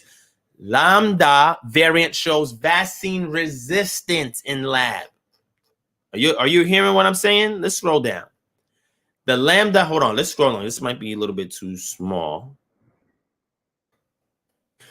Lambda variant shows vaccine resistance. The Lambda variant of the coronavirus, first identified in Peru and now spreading in South America, is highly infectious and more resistant to vaccines than the original version of the virus that emerged from Wuhan, China, Japanese researchers have found. In laboratory experiments, they found that 3 mutations in Lambda spike protein, known as RSYLTPGD 246-253N, 260L452Q, and F490S. If you really technically want to know what that is, let me know, and I could probably do a follow-up lecture and get into those details if you're interested in that, right? Help it resist neutralization, because a spike protein, which is the surface protein, one of the surface proteins of the virus, is what allows it entry into a cell by means of endocytosis, right? By attaching to what's called the ACE2 receptors on the surface of your cells, right? Help it resist neutralization by vaccine-induced antibodies. 2 additional mutations, C76I and L452Q, help make Lambda highly infectious, they found. In a paper posted on Wednesday on bioRxiv ahead of peer review, the researchers warned that with Lambda being labeled a variant of interest by the World Health Organization rather than a variant of concern, people might not realize it is a serious ongoing threat. Although it's not clear whether this variant is more dangerous than the Delta, now threatening populations in many countries, senior researcher Kei Saito of the University of Tokyo believes Lambda can be a potential threat to the human society. Does not matter if you get vaccinated. Does not matter if you get 1, 2 shots, your booster. It does not matter. When Lambda hits the scene, it's a wrap for everybody. You know what? Forget even Lambda, which is coming on down ahead. What I'm saying is I'm showing you things because we have to be on the cutting edge. We have to be able to see straight down the pike so we can make the preparations now for what is about to come. Let's go to this next and last article that I want to show y'all. Again, I'm not just posing a problem. I have also created a lecture to give you a solution. So check it out. Let's get this last article. I'm out of here. This article is from NPR.org by Daniel Estrin. Highly vaccinated Israel is seeing a dramatic surge in new COVID cases. Here's why. What? Okay, look, let's read this. Let me zoom in. Let me zoom in for those in the back who can't see it. Right? Hold on. Let me zoom out. Israel was the first country on earth to fully vaccinate a majority of its citizens against COVID-19. Now it has one of the world's highest daily infection rates, an average of nearly 7,500 confirmed cases a day, double what it was 2 weeks ago. Nearly 1 in every 150 people in Israel today has the virus. What happened and what can be learned about the vaccine's impact on a highly vaccinated country? Here are 6 lessons learned and 1 looming question for the future of the pandemic. Family, did you just hear that? The majority of people in Israel have been vaccinated, and yet they have the world's highest daily infection rate. What the heck is going on?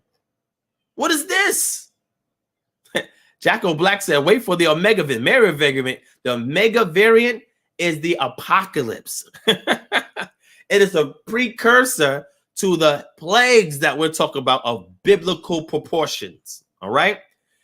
But we have to be a mini Goshen, because Goshen was untouched by the plagues that was being rained down on Misraim.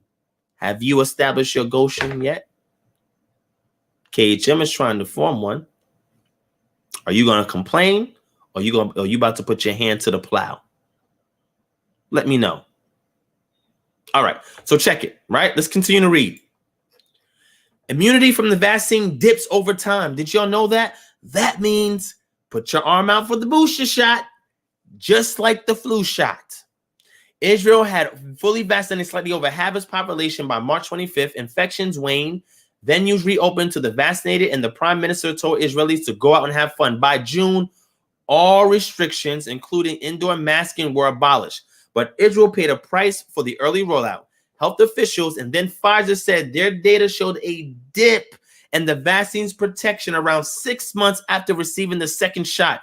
That means after you get your second shot, in 6 months, you can expect to get COVID. I'm not saying this is definitive. I'm just saying based on this case study, that's what it looks like. Be prepared for those booster shots. And again, I'm not here to tell nobody don't get the vaccine or not. I'm just simply reading to you what's out there. The Delta variant broke through the vaccine's waning protection. It was a perfect storm. The vaccine's waning protection came around the same time the more infectious Delta variant arrived in Israel this summer. Delta accounts for nearly all infections in Israel today. The most influential event was so many people who went abroad in the summer vacations and brought the Delta variant very, very quickly to Israel, said Sigil Sadetsky, a former public health director in Israel's health ministry. So if y'all get the vaccine today, 6 months when that lambda hits, not going to mean nothing. You're going to get infected. And for the most part, you're going to get COVID symptoms. And you may even succumb to it. Even though the mortality rate is 1.7%, still, you can fall victim to that, especially if you have pre-existing conditions, if you're in the elderly class, or have an compromised immune system. All right? 3, if you get infected, being vaccinated helps. Interesting. The good news is that among Israel's serious infections on Thursday of this week, according to the health ministry data, the rate of serious cases among unvaccinated people over the age of 60 was 9 times more than the rate of fully vaccinated people of the same age category, and the rate of serious cases among unvaccinated people and the under 60 crowd was a little more than double the rate among vaccinated people in the age bracket, right? The bad news, doctors say, is that half of Israel's seriously ill patients who are currently hospitalized were fully vaccinated at least 5 months ago. Israel's high vaccination rate isn't high enough. Wow, okay. And vaccinations are key, but they are not enough. I just want to make sure you have that and say, go back and read this for yourself. Again, I don't want to bore you with keep reading the whole thing. Booster shots offer more protection if you are one of the world's lucky few to get it. Okay. And the looming question, will we need COVID vaccines every several months? We don't know. But what we do know is that once you learn how the immune system works, once you learn about proper nutrition, once you know about proper supplementation, moderate exercise, and the things that you need to do to keep yourself fortified, you know that no matter what strain comes your way, you will have a fighting chance. I'm not telling you to get the vaccine or not. I'm just simply saying is, even if you do or don't, you have an obligation to invest in the health of your body because you only get one shot at it. And if you need a head start and which direction to go, please go back and check out the lecture that I did on COVID-19 on this YouTube channel. And with that, family, I love you. Thank you. I appreciate y'all. Y'all want the links? Oh, I'm sorry. Let me drop the links. I'm glad somebody said something. I'll put the links in the chat. Hold on.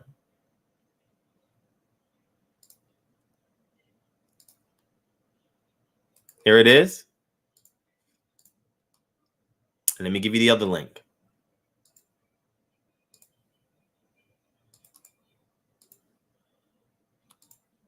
Here's the second link.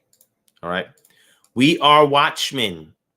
As watchmen, the scripture says, hold on, let's find what the Bible says about watchmen in the book of Ezekiel.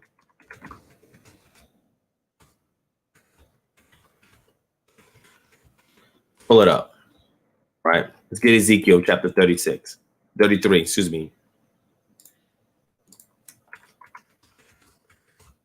This is why I kind of sense that there was some heavy hearts that was on this chat. That's another thing that kind of led me to say what I said because of Ezekiel chapter 33. All right. And we all must be what is said here. Okay. Let me show my screen and I'm going to end off with this. I promise. On a good note. All right.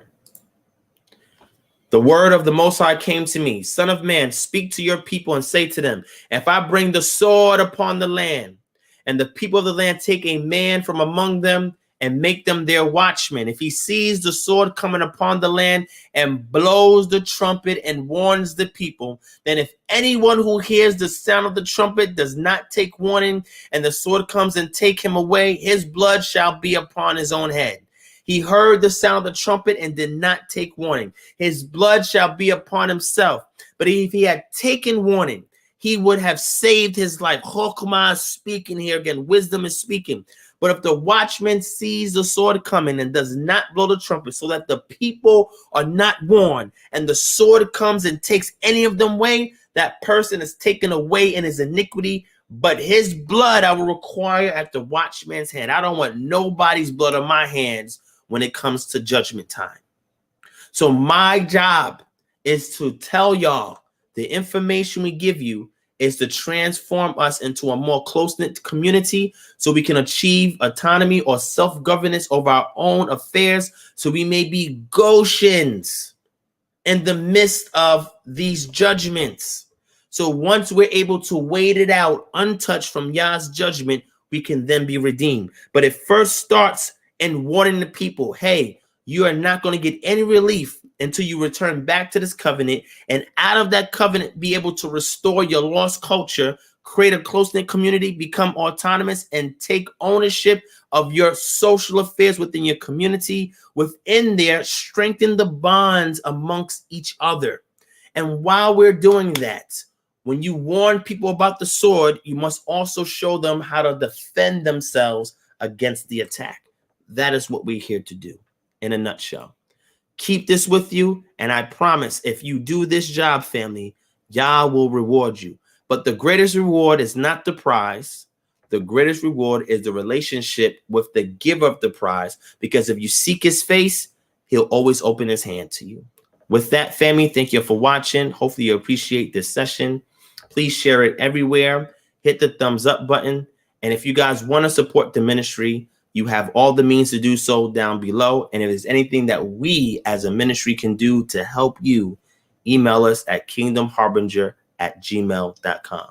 I love you, family. Enjoy your Shabbat, peace, and shalom.